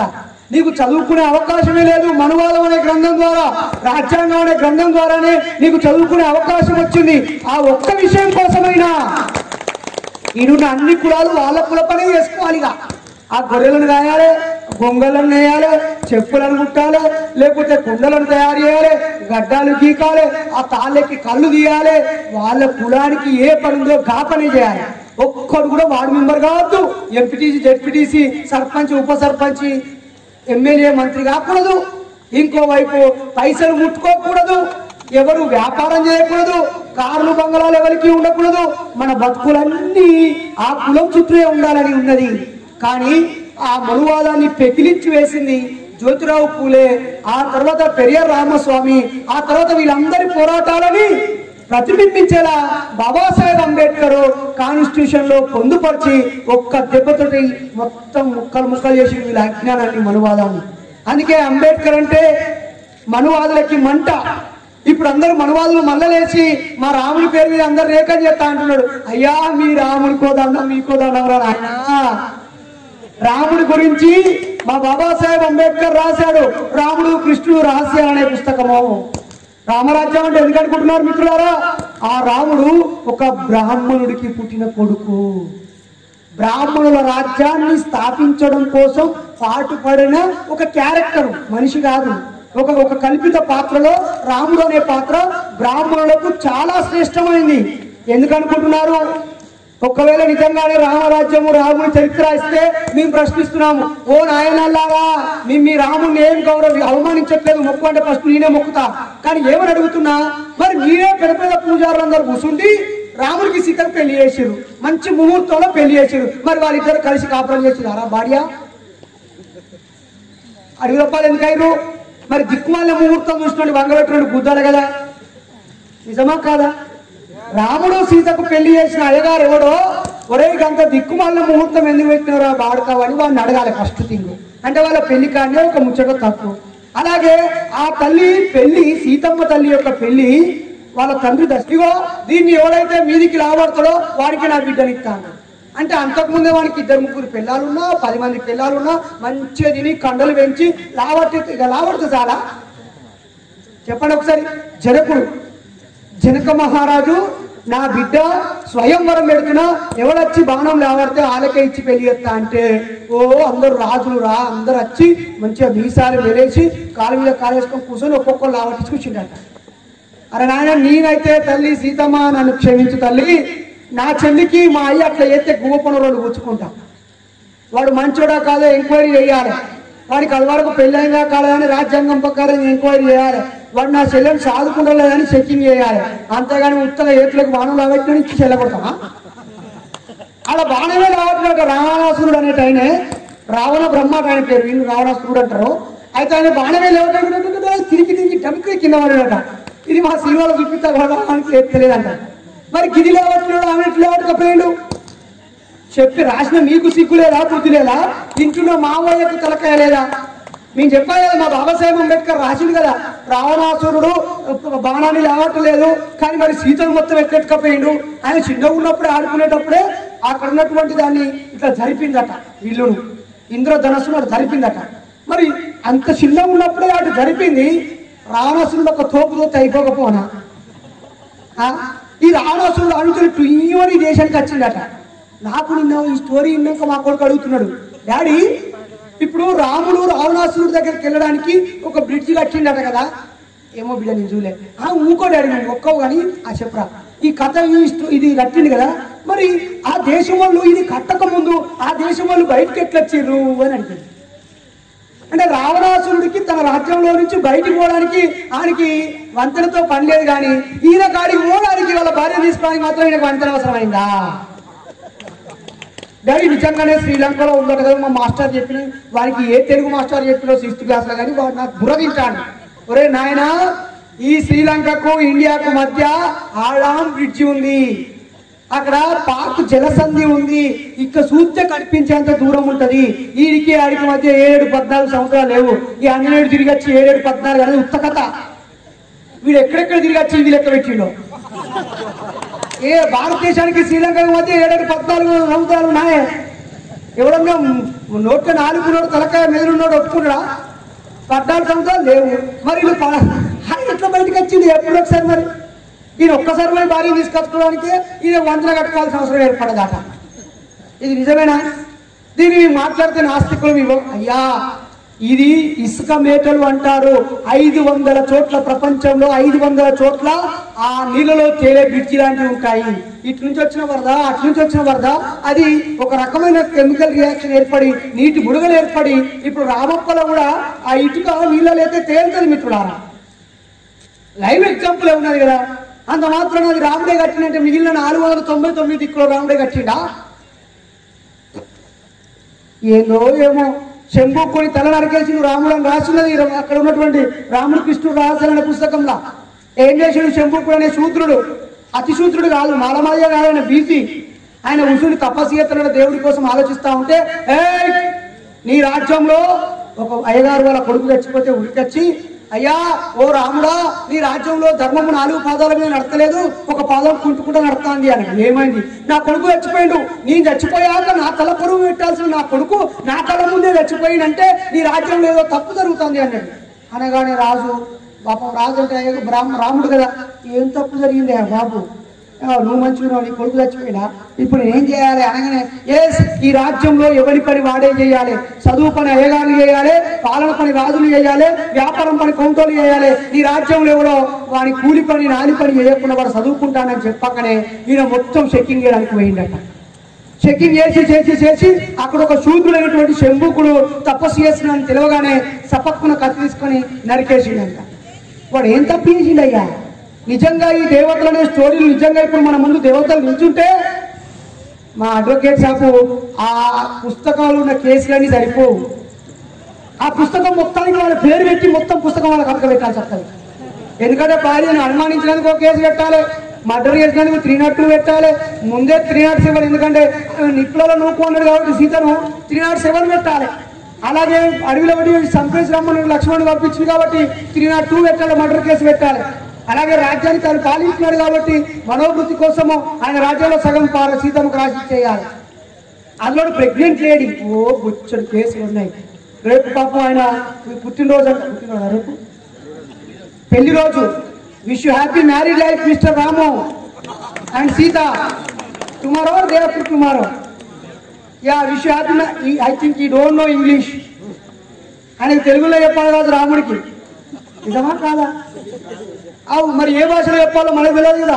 ఈ దేవతలు ఏ భాష మాట్లాడుకుంటున్నా అడిగిన మా చిన్న కొడుకు ఒకసారి, అరే నువ్వు ఏ భాషకి తత్రా, నువ్వైతే ఇంగ్లీష్ బాగా నేర్చుకో, మీ మమ్మీ హిందీ టీచర్, నువ్వు హిందీ నేర్చుకో, నేను తెలుగులో మంచిగా మాట్లాడతా కాబట్టి తెలుగు నేర్చుకో, ఈ 3 నేర్చుకో, ఆ తర్వాత వేరే భాష దేశం భాష నేర్చుకోరా, ఆ దేశంలో పోయి నువ్వు ఉద్యోగం చేసుకోవచ్చు అని చెప్పిన. ఈ 3 భాషలోనే ఇంకో దేశం వేరే దేశం భాష రావాలని చెప్పిన. ఈ రాముడి పేరుతో ప్రజలారా అయ్యగారు చెప్పినట్టు వాళ్ళ చెప్పు చేతులలో ఉన్న క్యారెక్టర్ రాముడు అనే క్యారెక్టర్. అర్థమైందా? పుష్పమిత్ర శుంభుణ్ణి రామునిగా పెట్టిర్రు, ఆ తర్వాత బుద్ధునికి కౌంటర్గానే రామునిగా పెట్టిర్రు, ఇక్కడ ఉన్న శివాజీకి కౌంటర్గానే గణపతిని పెట్టిర్రు. ఇవన్నీ మీకు కనిపిస్తాయి. ఆడున్న పుస్తకాలు పాపం వాళ్ళు పెట్టుకొని ఈగలు కొట్టుకుంటాడు. ఆ పుస్తకాలలో ఒక్కొక్క దేవుడి చరిత్ర ఇట్లా బట్టలు ఇప్పి నిలబెట్టున్నాయి. అసలు దేవుడు అంటే ఏంటి నేను అడిగింది నిన్న ఒక అబ్బా. అవా దేవుడు అంటే ఏంటో కాదు. నిన్న కాక మొన్న ఆదివారం రోజు మేము చేపల కూర వండుకున్నాం, ముద్దుగా చేపలన్నీ తిన్నాం. మా అయ్య మేకల కాడికి పోయి వచ్చేది. మేము గొల్లోలం కాదు శాలలోనే, కానీ మా బాబు మేకలు కాస్తాడు. మేకల కాడికి వేసి మంచిగా కూర్చున్నాడు. మా అవ్వ బువ్వ వేసింది. బువ్వ వేసినాక చేపలు వేయాలని గట్టి ఇట్లా అన్నది. చేపలు అత్తలేవు, మళ్ళీ ఇట్లా అన్నది, అత్తలేవు, మళ్ళీ ఇట్లా అన్నది. 3 సార్లు చూసిన మా బాబు ఇట్లా గట్టిగా చూసి, ఏందే ఉంటే వేయరాదు, లేకపోతే పులుసు వేయరాదు అని దానికంటే ముందు ఒక మాట అన్నాడు. ఏంటిరా దేవుడు, ఏంటిరా దేవుడు, ఊరికే దేవుతాను, ఆ దేవుడు బంద్ చేయి, ఆ దేవుడు బంద్ చేయి, ఉన్న పులుసు పోయి అని చెప్పింది. దేవుడు అంటే లేని దానిని ఎత్తుకుడే దేవుడు. ఉన్నదా మీరు ఏదైనా ఏ గుడైనా చర్చి కానీ మసీదు కానీ ఆ గుడి ఏడాదికి ఒక్కసారే పండుగ అవుతుంది, కానీ ఆ ఒక్కరోజు ఆ గుడి పేరు మీద ఉండే అయ్యగారికి ఏడాది మొత్తం సరిపోయిన పైసలు వస్తాయి అంతే. మనందరికి ఖర్చుల పాలు చేసి అయ్యగారిని కొట్టించుకుంటారు. వాళ్ళ లోపలికి వాడు ఒక్కడే పోతాడు. మన రెడ్డిలను మనకు పెద్ద కులపలను కొంచెం లోపల కానిస్తాడు, ఇంకా కిలికులను దూరం వస్తాడు. దానికి మాత్రం ఒక సపరేట్ భవనము, దానికి సపరేట్ పాలరాయి, దానికి ఫ్యాన్లు, దానికి లైట్లు, దానికి పెడతారు. కానీ ఒరే నాయన, ఈ ఊళ్ళో ఉన్న ప్రజలందరూ చదువుకునే బడి ఉన్నది, ఆ బడిలో ఒక లైబ్రరీ పెట్టాలి, దాని ఒక పుస్తకాలు పెట్టాలి, క్రియేటివ్ రూమ్ పెట్టాలి, వాళ్ళకు ఒక ప్రొజెక్టర్ పెట్టాలి, లేకపోతే వాళ్ళకి కావాల్సిన కంప్యూటర్లు ఇవ్వాలి, వాళ్ళకి ఫ్యాన్లు ఇవ్వాలి, ఆడపిల్లలు చదువు మధ్య ఆపుకునేవానికి ఇందాక అక్క చెప్పినట్టుగానే అక్కడ వాళ్ళకి కావాల్సినటువంటి శానిటైజర్స్ ఇవ్వాలి, బాత్రూమ్ లెట్రిన్ పెట్టాలి, చక్కని వాటర్ పెట్టాలి కదా. ఊరంతా చదువుకునే బడి గురించి ఎవరు పట్టించుకోడు. ఏడాదికి ఒక్కసారి 3 రోజులు గట్టిగా ఉండేటువంటి ఒక్కరోజు భాగవతానికి మూతి మీసాలు ఒరిగించుకున్నట్టుగా ఏడాదికి ఒక్కసారి పనికొచ్చేటువంటి గుడి కోసం మాత్రం ఊళ్ళో ఉన్న పైసలని ఖర్చు పెడతా ఉంటారు మిత్రులారా. ఇది మారాలి. నీకు గుడి గంట రోజు డింగ్ డింగ్ డింగ్ అని, చర్చి గంట టంగ్ టంగ్ టంగ్ అని, మసీద్ అల్లాహు అక్బర్ అల్లాహు అని ఆయన మైకులు మోగినా మోగకుండా బతుకుతాం. కానీ మన పిల్లలు చదువుకోకపోతే బతుకాం. చదువు గంట మోగాలి. ఈ పాలకులు మతాల పేరుతో ప్రజలని చీలుస్తూ వాళ్ళకి కావాల్సిన పైసలు ఇస్తూ బడిని మాత్రం నిర్లక్ష్యం చేస్తున్నారు. మనం కూడా మా మతానికి ఏమని, మా కులానికి ఒక భవనం కట్టి మా కులం అంటున్నాం తప్ప మా ఊరు అనే జ్ఞానం రావట్లేదు. మా దేశం అనే జ్ఞానం. అబ్బో దేశం అంటే మిత్రులారో మనల్ని అర్బన్ నక్సలైట్ బొక్కలేసి ఎక్కినది ఒకరు. ఇప్పుడు ఆ దేశం అనేది ఒక పేటెంట్ హక్కు ఒక్కనికే, వాళ్ళు మాత్రమే మా దేశం అనాలా. నేను అంటాను మిత్రులారా, బాబాసాహెబ్ అంబేద్కర్ ఇంగ్లాండ్కి వెళ్ళి స్వాతంత్రం కోసం మాట్లాడుకునేటప్పుడు రౌండ్ టేబుల్ సమావేశంలో 1931లో ఆయన ఏమన్నాడు తెలుసా? నేను మొదట భారతీయుడినే, చివరికి భారతీయుడినే. నన్ను నేను శూద్రుడిగా, ఎస్సీగా మీరు గుర్తిస్తే ఒప్పుకోను, నన్ను భారతీయుడిగా గుర్తించాలని చెప్పాడు బాబాసాహెబ్ అంబేద్కర్. ఆయన బ్రిటిష్ వాళ్ళతో మాట్లాడుతూ ఇవన్నీ కాదు, ఫస్ట్ మాకు ఇండిపెండెన్స్ కావాలి, ఇండిపెండెన్స్ తో పాటుగా ఇవన్నీ కావాలన్నాడు. అప్పటిదాకా గాంధీ తాత మన అంబేద్కర్ గారిని ఆయన వేరే అస్పృశ్యుడు, ఆయన మాతో కలవడు, మా చెప్పు కింద ఉండడు, మేము ఎడ్డమంటే ఆయన తిట్టమంటాడు, మేము ఇటు చెప్తే ఆయన అటంటాడు, ఆయన కథ వేరే, ఆయన వెళ్ళిపెట్టుకున్నాడు. దెబ్బకి కింద మీద మూసుకొని అబ్బో ఈమె ఇంత గొప్పగా ఇంగ్లీష్ మాట్లాడతాడు, ఆ ఇంగ్లీష్ వాళ్ళ కంటే తెలివికొల్లోడు, మళ్ళీ ఆయన మాట్లాడిన దేశం కోసమే మాట్లాడిండు. కాబట్టి నిజమైన భారతదేశ స్వాతంత్రం కోరే నిస్వార్థమైన వ్యక్తి, నిజమైన భారతీయుడు బాబాసాహెబ్ అంబేద్కర్ అని చెప్పాడు. ఆయన ఎవరు చెప్పిండు ముచ్చట? గాంధీ తాతే చెప్పిండు. నిజంగా గాంధీ చెప్పిండు. నిజమైన దేశభక్తులు ఎవరైనా ఉన్నారంటే అది బాబాసాహెబ్ అంబేద్కర్. ఇక్కడ కూడా ఎవరైనా నిజమైన అంబేద్కర్ భక్తులు ఎవరైనా ఉంటే ఒక్కసారి ఆయన రాసిన 22 సూత్రాలు చదవాలి, కుల నిర్మూలన గ్రంథం చదవాలి, అనిహిలేషన్ ఆఫ్ క్యాస్ట్, అలాగే ద రిడిల్స్ ఆఫ్ హిందూయిజం చదవాలి, రాముడు కృష్ణుడు రహస్యాలు చదవాలి, ఆయన రాసిన రాజ్యాంగాన్ని జల్లు అంటది. 500-600 రూపాయలు ఉంటుంది అది, ఇంత దొడ్డు బుక్కు. మనం ఒకరోజు మంచిగా తాగితే 200 కాదు వస్తాయి, 1 కిలో మటన్కి 600-700 వస్తాయి, ఒక్క ఫంక్షన్కి పోతే 5,000 వస్తాయి, ఇంట్లో ఒక ఫంక్షన్ జరిగితే 20,000 వస్తాయి, ఒక జాతరకు పోయేస్తే 10,000 వస్తాయి, ఉట్టి పండుగ వచ్చిపోతే 5,000, 2,000, 3,000 వస్తాయి, ఉత్తగా చుట్టుపడి ఇంటికి వస్తే 500 వస్తాయి. కానీ ఒక్క రాజ్యాంగం కూడా ఇంట్లో పెట్టుకోవడం మనకు చేత కాదు. మన కోసం ప్రాణాలు వచ్చిన మహానుభావ పుస్తకాలు చదవడం మనకు చేత కాదు. వాళ్ళు ఏం చెప్పారో చేత కాదు. కానీ ఉత్తగా కూడా నచ్చిట్లా నీకు మంచి జరుగుతలేదు, ఒక తాయెత్తు కట్టుకోవాలి, ఒక ఉంగరం పెట్టుకోవాలి, ఒక యంత్రం కట్టుకోవాలంటే చాలు వాళ్ళకి 5,000 ఇస్తారు. ఈ 6 నెలల పాపం చంపిన ఊళ్ళో ఏం జరిగింది అనుకుంటున్నారు? 2 రూపాయల జాతకం వాడు 2 రూపాయల జాతకం చెప్తాను ఊరంతా తిరిగి పొద్దున 8 గంటలకు వచ్చిందట, 11 గంటల వరకు వాడు 9,000 రూపాయలు పట్టుకొని పోయిందట. ఏమో వాడిన ఒకరే మంచుకున్నారు. తమ్ముడు ఇట్లా ఒక్కసారి కుమారు జల్దీ రాలని నీ జాతకం చెప్తా పట్టుకో నాకు చెప్పరాదా నాకు ప్రాక్టీస్ చేయనా తమ్ముడు ఇట్లా నాన్న జల్దీ రావాలి నీకి చెయ్యి నాకి చూస్తా నాకి కాదు ఉట్టిగానే చూస్తా లక్ష్మీ కళ ముఖమంతా ఉట్టి పడుతూ ఉన్నది ఇట్లా అంటారు గారు ఏది నీ నోట్లో మాట ఆగదు నీ జోబులో రూపాయి నిలవదు నిన్ను నమ్మిన వాళ్ళే నీకు మోసం చేస్తూ ఉంటారు అయినా నువ్వు మోసపోతూనే ఉంటావు అందరికి నువ్వు దిల్లిస్తావు కానీ వాళ్ళు నీకు తెడ్డిచ్చి వెళ్ళిపోతా ఉన్నారు నీ మనసులో 3 నెలల నుంచి ఒక మాట అనుకుంటున్నావు కానీ అది అయితలేదు నరదోషం ఉంది కను దృష్టి ఉంది అందరి చూపు నీ మీదే ఉంది నువ్వు మాట్లాడితే చాలు ఉంది అమ్మ పలుకు జగదమ్మ పలుకు కుర్రో కుర్రు అని చెప్పి అది ఇది మాట్లాడతాడు అది మాట్లాడతాడు నిజమా కాదా నల్ల బట్ట నీకు అయిరాదు ఆదివారం నాడు తూర్పు వైపు పోకు నీకు మొన్ననే ప్రాణగండం దగ్గర నుంచి వెళ్ళిపోయింది నిజమా కాదా అంటే నువ్వు బస్సుల మీద కార్ల మీద పోయేటువంటి దగ్గర నుంచి లారీ బస్సు అటు ఇటు పోదా ఒక్క నాగదోషం ఉంది మొన్న నీకు పాము కనిపించింది ఎక్కడికి వెళ్ళినా పామే కనిపిస్తుంది నిద్రపోతే నిద్ర పడతలేదు నీకు ఎంత సంపాదించిన కుప్ప అయితలేదు నీకు ఇల్లు ఎదుగుతలేదు బతుకుతలేదు నీ బతుకు ఆగమైతా ఉంది ఇదంతా పరిష్కారం కావాలంటే నా మాట నమ్ము ఇగో ఈ బియ్యం మీద ప్రమాణం ఇగో ఈ మట్టి మీద ప్రమాణం నా తల్లి మీద ప్రమాణం తప్పు చేస్తే నా నోట్లో మన్ను కొట్టు నీకు మాత్రం మంచి చేస్తా అని చెప్పి మెల్లగా బుక్కుల ఎంత ఉందో పెట్టిగా నీ ధర్మం కొద్ది పెట్టు ఇక నీకు తోచిన పెట్టు నీకు అంటాడు మొత్తం మాయమాటలు చెప్తాడు ఏదో ఒకటి చేస్తాడు ఇక ఆఖరికి ఏమంటాడు చెప్పరాని చోట నీకు పుట్టు మచ్చ ఉంది అంటాడు ఇక ఇప్పి చూపిస్తా అని మనం చూపిస్తా ఇన్ని మాయమాటలు చెప్తాడు ఆఖరికి ఆ జోబులో పెట్టమంటాడు నీకు ఈ తాయెత్తు కడతా ఇక ఈ ఉంగరం పెడతా ఇది నవగ్రహాల పూజ చేసింది ఆదివారం అమావాస్య రోజు అక్కడ చేసినాం ఇక్కడ చేసినాం ఇది చిన్న ఏరు ఉంది ఇది తాయెత్తు ఉందని చెప్పి మనల్ని మోసం చేస్తాం ప్రజలారా గుర్తుపెట్టుకోండి నమ్మేటోడు ఉన్నంత కాలం మోసం చేసేటోడు గుర్తుకొస్తాడు ఒక్కసారి ఎదిరించి ప్రశ్నిస్తే వాడు మూసుకొని పంటాడు మనం ఎందుకు ఎదిరించొద్దు ఎందుకు ప్రశ్నించొద్దు రాముడు అయితే ప్రశ్నించకూడదా మీరు చెప్పే కుక్కిడి పురాణాలు అయ్యప్పను ప్రశ్నించకూడదా మీ ఏసయ్యను ప్రశ్నించకూడదా మీ అల్లాను ప్రశ్నించకూడదా మీ మతాలు మీరే మిమ్మల్ని మీరు ఎందుకు పరిష్కరించుకోకూడదు దయచేసి ఆలోచించాలి మీరు వచ్చేటప్పుడు ఆ చెరువు కట్టకడ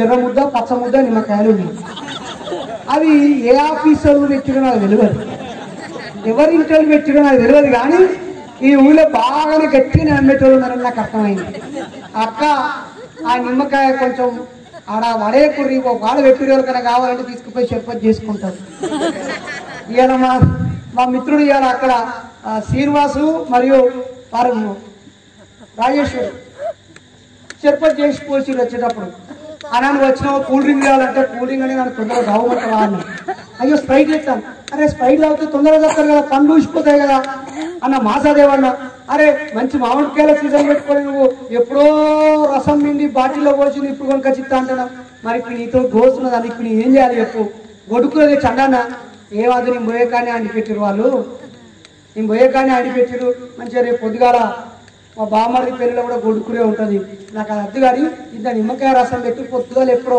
8-9 కారు మొదలుపెట్టి 6 గంటల నుంచి నడిపి చెప్తాను అని చెప్పిన నిమ్మకాయ రసం చేసి ఇచ్చండి మేము ఎప్పుడు నిమ్మకాయలు కొనుక్కోం ఎందుకంటే మా ఊరు స్టార్టింగ్లో నిమ్మకాయలు పెడతారు మేము ఎప్పుడు కొనుక్కుంటూ కొనుక్కోం అన్ని గుడ్లు అండగట్టి రెడీ వస్తారు అప్పుడప్పుడు ఆదివారం ఒక్కోసారి అమాస వచ్చినప్పుడు మాత్రం మంచిగా చికెన్ ఉంటుంది మాకు పెద్ద నాటుకోడి ఇప్పుడు ఒక 2 కేజీల కోడి మామూలు స్కిన్ వేసే 260 రూపాయలు ఉన్నది నాటుకోడి 400 రూపాయలు ఉన్నది 1000 రూపాయల కోడి అలా పడేసిపోతారు పాపం ఏం అక్కలు అవ్వలు ఏమవుతుంది రా నిజంగానే నీకు నువ్వు ఆ గుడ్డు కొనుక్కపోయి పట్టుకుపోయి ఆడ పెడితే ఆ దయ్యం నేను వేరేవాడిని తృప్తిపడతా ఆయన ఆర్టికల్ 51 రాసిండు భారత రాజ్యాంగంలో ఆర్టికల్ 51 ఉన్నదే ఏమని ఉన్నది ప్రతి పౌరుడు శాస్త్రీయ సమాజ నిర్మాణం కోసం పనిచేయాలి అజ్ఞాన అంధకార మూఢ విశ్వాసాలని తొలగించాలి అని కూడా ఉంది మిత్రులారా కానీ మనం దాన్ని నమ్మట్లేదు నీ బిడ్డకు దయ్యం పట్టాలి నువ్వు కొడుగుడు తిప్పాలి ఆడ పెట్టాలి అది తినాలే తృప్తిపడాలనా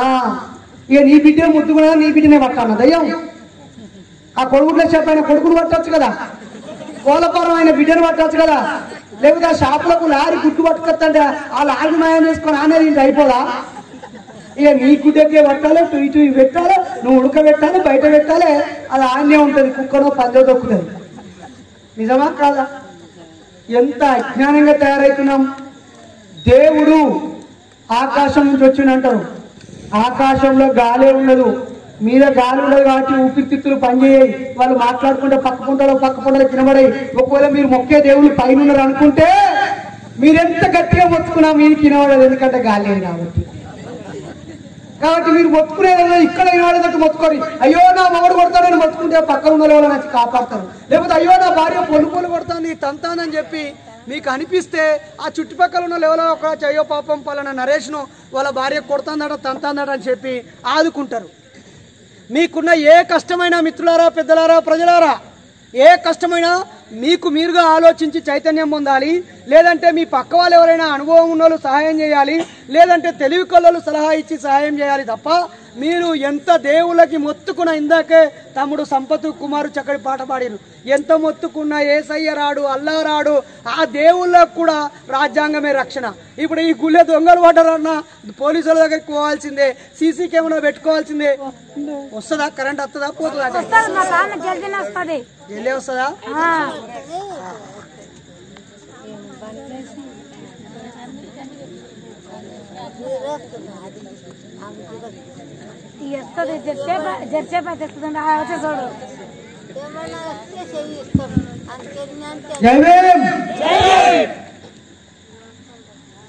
మన ముచ్చట అయిపోయా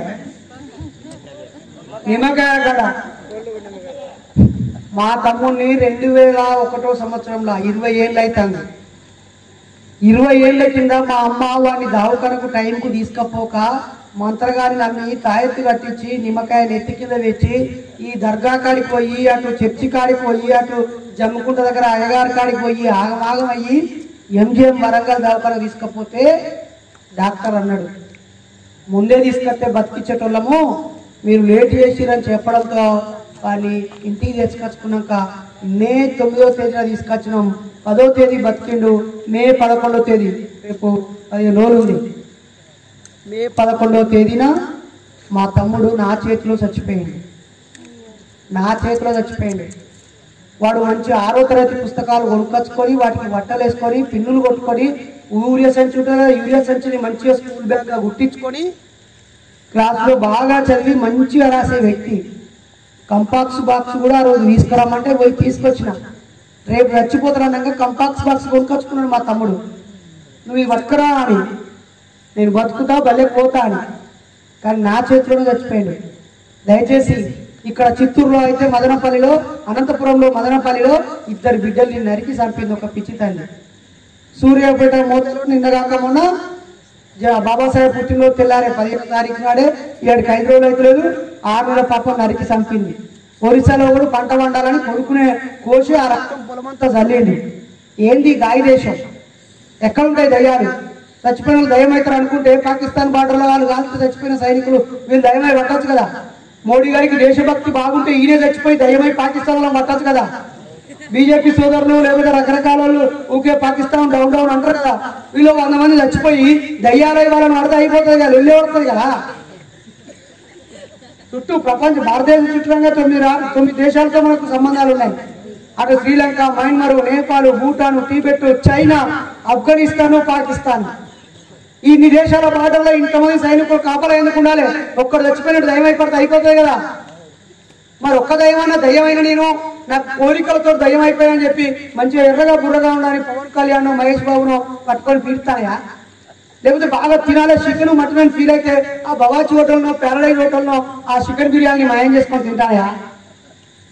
ఏ సబ్బు పెట్టి ఉతుక్కుంటానే ఎంత తెల్లగా ఉంటాయి వాటి బట్టలు, ఏ షాంపు పెట్టుకుంటా ఇంత పొడుగుంటాయి వాటి చుట్టూ. ఇక ఊకే ప్యాంట్ షర్ట్స్ రావా? తాత ముత్తాతల కంటే గదే చీర కట్టుకొని ఉంటాయా? కళ్ళ గజ్జలు పెట్టుకొని గల్లు అని ఆడోళ్ళని అవమానించడం కోసం, కామి కోరికలు తీర్చుకోవడం కోసం కామిని భూతమని పుట్టించారు. సచ్చిన ఎవరు దయ్యం గారు. ఈ శవాన్ని తీసుకుపోయాడు బొంద పెడతారు అంతే. ఆ బొందను చూసి భయపడద్దు. ముస్లిం వాళ్ళు అయితే దాని మీద చాదర కప్పి పూజ చేసుకుని దండం పెట్టుకుని దర్గా చేసుకుంటారు. తాజ్మహల్ అక్కడ దాకా పోయి దాన్ని చూసేస్తాను, అది సమాధే. తెలంగాణ పొద్దాకలు చూసేస్తారు కూడా. అలాగే హాస్పిటల్ పోయి చూడండి, మెడికల్ కాలేజ్ పోయి చూడండి, ఫ్రిడ్జ్లలో మనం పండ్లు పెట్టుకొని కోసుకొని తిన్నట్టుగా వాళ్ళు ఫ్రిడ్జ్లలో శివాలను పెట్టుకుంటారు, బయట తీసుకొని కోసుకొని చూస్తారు. మరి వాళ్ళ శివాలను అలానే పెట్టెలలో పెట్టుకొని తీసుకొని చెక్ చేసే వాళ్ళకు మరి వాళ్ళకైతే భయం కావాలి, ఇక్కడ సమాధి మీద చదర కప్పుకొని దండం పెట్టుకునే వీళ్ళకైతే భయం కావాలి. మనకు మాత్రం దయ్యం అనే భయం పెట్టి వాడు దానికి దయ్యమని, దానికి భూతమని, దానికి భూత వైద్యులని, దానికి మాంత్రికులని, దానికి క్షుద్ర పూజలని, బాణవతని, చేతబడిని, చెడుపని, చిల్లంగాని, రాత్రి పూజలని, హారం కొడుతుందని, బలి కొడుతుందని, దయ్యమని, మనల్నేమో పుర్యలు, రక్తము, తర్పణం మనకప్ప చెప్పిర్రు. వాళ్ళేమో చక్కగా గుళ్ళు గోపురాలు పెట్టుకొని పొద్దుటి పూట హాయిగా స్నానాలు చేసుకుంటూ సంధ్యావనం చేసుకుని పూలు పత్రాలు చదువుకుంటూ వాళ్ళు దోసుకు తినే పని ఇటు దేవుడిని పెట్టిర్రు, అటు పీడించి భయపెట్టడానికి దయ్యాన్ని పెట్టిర్రు. ఆ దయ్యము ఉండదు, ఈ దేవుడు ఉండడు. ఈ దేవుడు దయ్యము రెండూ కూడా మన జీవితాలని పట్టి పీడిస్తున్న అత్యంత దుర్మార్గం. ఇవి కాకుండా ఇక ఆల్టర్నేట్ కల్చర్. పుట్టినప్పటి నుంచి ఇక నీ జాతకం చూపిస్తారు. ఇక నీ జాతకం చూసి ఏమని చెప్తారు, అరే నీ మంచిగా లేదురా జాతకం అని చెప్తా ఉంటారు. అరే నీ పుట్టిన సమయాన్ని ఎవరు డిసైడ్ చేస్తారు రా బాయ్? నేను ఆగస్టు 15 పుట్టిన 1982లా. మరి ఆ రోజు సాయంత్రం 6ంటికి హాస్పిటల్ 5ంటికి హాస్పిటల్ పోతే పైసలు లేవని ఆపరేషన్ చేయలేదట. మా తాత 8 వాడికి వచ్చే వరకు గంట లేట్ అయింది. అంటే గంట సేపు లేట్ అయింది కదా మరి మేము పుట్టుడు. మరి నా కొడుకు 2012 12లో పుట్టిండు, 12వ తారీఖు పుట్టిండు. ఎందుకు ఎట్లా పుట్టిండు? మా భార్యకు ఆల్రెడీ ముందు పుట్టినోడే ఆపరేషన్ అయి పుట్టింది కాబట్టి ఈసారి మళ్ళీ ఆపరేషన్ అంటే మరి రేపు ఇవ్వాలన్నా, ఎల్లుండి ఇవ్వాలన్నా అంటే మరి డేట్ మంచిగా గుర్తుంటుంది, వాడు చెప్పుకుంటాడని చెప్పి డాక్టర్ని అడిగితే నేను చెప్పిన టైంకి కోసి తీసిండు. అమితాబ్ బచ్చన్ వాళ్ళ కొడుకు అభిషేక్ బచ్చన్, ఐశ్వర్య రాయ్ కూడా బరాబర్ ఏ టైంకి కోసి తీయమంటే ఆ టైంకే కోసి తీసిన వాళ్ళ పిల్లలు. ఈ రోజు డాక్టర్ ఎప్పుడు వీలైతే అప్పుడు కోస్తే తీస్తే బయటకు వస్తాడు తప్ప సహజంగా ఈ టైంకి పుట్టాలంటే పుడతాడా? ఒకవేళ ఇంత కోయగానే కనిపించాడు, అప్పుడు పుట్టినట్ట, మొత్తం కోసినాక పుట్టినట్ట, కడుపులోకి వెళ్ళి తల్లిపేగు బయట తీసినాక పుట్టినట్ట, లేకపోతే ఆమె కడుపులో నుంచి బయటికి వచ్చి మెడకు తాడుందని తెలిసి మళ్ళీ లోపలికి నెడుతున్నారు. మరి అప్పుడెప్పుడు పుట్టినట్టు? పేగు కడిగేసినప్పుడు పుట్టినట్ట, కళ్ళు తెచ్చినప్పుడు పుట్టినట్ట. ఆ టైంలో గోడ గడియారం కరెక్టా, మన చేతి గడియారం కరెక్టా, డాక్టర్ గడియారం కరెక్టా, నర్సు గడియారం కరెక్టా, బయట నుండి గడియారం కరెక్టా? ఈ టైంలో ఆ గ్రహం అక్కడ ఉంది, ఆ గ్రహం అక్కడ ఉందని ఎవరికి తెలుసు అసలు? వీడు డాక్టర్ జాతకం రాసి గ్రహం రాసి నీ బతుకం ఇది, నీ బతుకుల పెళ్లి, గవర్నమెంట్ ఉద్యోగం ఉంది, ఇది గంధం ఉంది అన్ని రాసి పెడతాడు. ఒరే ఇన్ని రాసే ఎదగవు కదా నువ్వు, నీ బిడ్డ పెళ్లి చేసుకునేటప్పుడు నీ అల్లుడి జాతకం ఎందుకు చెకింగ్ చేయలే? అయ్యగారుల బిడ్డల భర్తలు కూడా చచ్చిపోతారు కదా. మరి ఇంత మంచి పండితుడు అయినప్పుడు నీ బిడ్డ పెళ్లి చేసుకునేటప్పుడు అయ్యగారు కదా, నువ్వే అయ్యగారులా? మరి జాతకం బరాబరు చూసి అసలే చచ్చిపోకుండా ఉండే అల్లుడికి ఇచ్చి పెళ్లి చేయాలి కదా నువ్వు. మరి నీ బిడ్డ ఎందుకు ముండమోసింది? ముండమోసినట్టే గుర్తుకొచ్చింది. ఈ దేశంలో ఒక పెద్ద ఆమె ముండమోసింది. ఆమె పేరు ఇందిరాగాంధీ. వాళ్ళ అయ్యే ప్రధానమంత్రి, ఆమె కూడా ప్రధానమంత్రి, వాళ్ళ భర్త ఒక ముస్లిం. గుర్తుపెట్టుకోరు. వీళ్ళకి మాత్రం వాళ్ళు మాత్రం ముస్లింలకు ఇచ్చుకోవచ్చు, అయ్యగారు ముస్లింలు కలిసి పెళ్లి చేసుకోవచ్చు. కానీ మనం ముస్లింలు మనం కలవద్దు అంటాడు. మళ్ళీ అవసరమైతే ఈ బీసీలు ముస్లింలు కలవద్దు, ముస్లింలు పాకిస్తాన్ వాళ్ళని చెప్పి మన మధ్య వివక్ష సృష్టిస్తూ ఉంటారు. అది టాపిక్ వేరే. కానీ ఆ ఇందిరాగాంధీ కూడా ఒకసారి ఒక దేవాలయం దగ్గరికి వెళ్తుంది, కోనార్క్ దేవాలయం దగ్గరికి. పోగానే అయ్యగాళ్ళందరూ ఒక గీసి, అమ్మా నువ్వు ఆగు తల్లి, నువ్వు బ్రాహ్మణ స్త్రీవే కానీ నువ్వు భర్త చచ్చిపోయిన స్త్రీవి కాబట్టి నువ్వు గుడిలోకి రావడానికి అర్హత లేదు, నువ్వు ఏ శుభకార్యంలో పాల్గొనొద్దు అని చెప్పి ఆమెను మెడలు పట్టి బయటికి నువ్వు కేసింది. ఏడ్చుకుంటూ వచ్చింది. ఆ తర్వాత ఆమె ప్రధానమంత్రి అయింది. ప్రధానమంత్రి అయినాక వీళ్ళే వినతి పత్రం ఇచ్చి, అమ్మ మా జీతం పెంచవా, ఇగో మా అక్కడికి ఇది కట్టియవా, ఇగో ఇక్కడ వాటర్ ట్యాంక్ కట్టియవా, నువ్వు లోపల రా అని చెప్పి ఆమెకు పూర్ణ కుంభంతో స్వాగతం పలికింది. అప్పుడు బాబాసాహెబ్ అంబేద్కర్ గురించి ఇందిరాగాంధీ ఒక మాట అన్నది, ఈ దేశంలో పుట్టిన నేను, ఒక బ్రాహ్మణ కులంలో పుట్టిన సాంప్రదాయాల మధ్య పుట్టిన నేను, ఈ దేశంలో ఒక భర్త చనిపోగానే ఇప్పటిదాకా నేను సౌభాగ్యవతిని సంతోషంగా ఉన్న నేను, నా భర్త చచ్చిపోగానే వెలువరాలను అయిపోయాను, ఈ సభ్య సమాజానికి వెలువేయబడ్డాను. కానీ గుడిలోకి రాకుండా నన్ను వెలివేసింది ఈ అయ్యగారుల వ్యవస్థ. కానీ బాబాసాహెబ్ అంబేద్కర్ మాత్రం నన్ను పార్లమెంటుకు వెళ్లే గొప్ప అవకాశాన్ని కల్పించాడు. That is the greatness of Babasaheb Ambedkar అని చెప్పింది. కానీ ఉత్తరే చేయలే అంబేద్కర్. ఎంత కోసపడి ఎత్తేనా, ఆయన చదువుకునేటప్పుడు చదువుకోనియలే, ఉద్యోగం చేసేటప్పుడు ఉద్యోగం చేయనియలే, రాజ్యాంగం రాసేటప్పుడు రాజ్యాంగం రానియలే, మన కోసం ఆలోచించేటప్పుడు ఆలోచించనియలే. ఆయన మీటింగ్ పెట్టుకున్నామంటే మీటింగ్ పెట్టుకోనియలే, ఆయన మైక్ కొట్టుకొని ఉపన్యాసం ఇస్తా అంటే ఉపన్యాసం ఇయ్యనియలే. అప్పుడే ఈ నీచమైన సమాజంలో నాకు మాట్లాడడానికి మైకే ఇస్తలేదని చెప్పి కుల నిర్మూలన అనే గ్రంథం రాసింది. అందుకే ఆయనకి ఎవ్వడు స్థలం ఇవ్వకపోతే ఒక ముస్లిం ఆయన ఇగో ఈ నా స్థలంలో మీటింగ్ పెట్టుకోరని చెప్పి ఆయన సొంత స్థలాన్ని మీటింగ్కి ఇచ్చాడు మిత్రులారా. ఎంతో మంది ముస్లిం సోదరులు కూడా అక్టోబర్ 14 విజయదశమి రోజు బౌద్ధాన్ని స్వీకరించారు మిత్రులారా. మరి ఆయన మైక్ ఇచ్చి మాట్లాడే ఛాన్స్ ఇవ్వలేదానికి, రూమ్ కిరాయికి ఇవ్వలేదానికి, కటింగ్ చేయించలేదానికి, అన్ని కష్టాలున్నా అన్ని అవమానాలు ఇబ్బందులు ఎదురైనా ఆయన ఒకటే మార్గంలో వెళ్ళింది. నేను ఈ సమాజాన్ని మార్చాలన్నా నా బతుకు మారాలన్నా ఎవ్వడు ఏ అవకాశం ఇవ్వడు. ఒకటి నేను తెలివి తెచ్చుకోవాలి, నేను బాగా చదువుకోవాలనుకున్నాడు. ఇక్కడ ఉన్న అంబేద్కర్ యూత్ కానీ చదువుకునే పిల్లలు కానీ ఓ అమ్మలు అక్కలు మీకు భూమి లేదు. కారణం ఏంటంటే భూమి మన చేతిలో ఉండొద్దని మన తలరాత అని మనువాద గ్రంథాలు కారణం. మన భూమి మన చేతిలో ఉండనీయలేదు. అప్పట్లో చదువుకున్న వాళ్ళు వాళ్ళే కాబట్టి ఈ నుంచి ఇది నాది, ఈ నుంచి ఇది నాది అని పటేరు వ్యవస్థ, పట్వారి వ్యవస్థ, మున్సబు వ్యవస్థ, తహసీల్దార్ వ్యవస్థ అనేది ఒక రాజరిక వ్యవస్థ ఉంది. రాజు చెప్పు చేతుల్లో ఉన్నటువంటి వ్యక్తులు ఈ భూములు ఉన్నాయా, ఈ భూములు ఉన్నాయని వాడు గుర్తంత కాగితంలో రాసుకున్నాడు. అవి పట్టాలై కూర్చున్నాయి. ఇప్పుడు మళ్ళా మనం 20 ఏళ్ళ నుంచి భూమి దున్నుకుంటున్నా మన పేరుగా రావడానికి గోసపడడానికి కారణం అదే. వాడు ఫస్ట్ చదువుకున్నాడు కాబట్టి భూమి మన చేతిలోకి వెళ్ళిపోయింది. మన చేతిలో భూమి ఉండదు, ఉంటే వాళ్ళు చెప్పినట్టు వినం కాబట్టి వాళ్ళ మనుధర్మ గ్రంథాల ప్రకారంగా మనం వాళ్ళ కాళ్ళ కిందే బతకాలి కాబట్టి మనకు భూమి లేదు. అందుకే బాబాసాహెబ్ అంబేద్కర్ ఇదే భూమి అనుకున్నాడు. ఏది భూమి అనుకున్నాడు? తలకాయనే భూమి అనుకున్నాడు. అది 1350 గ్రాములు ఉంటుంది. అది 1350 గ్రాములు ఉంటుంది. బాగా డబ్బున్న ఆయన కొడుకు ఎంత ఉంటుందో కూలి పని చేసే ఆయన కొడుకు కూడా గంతే మీద ఉంటుంది.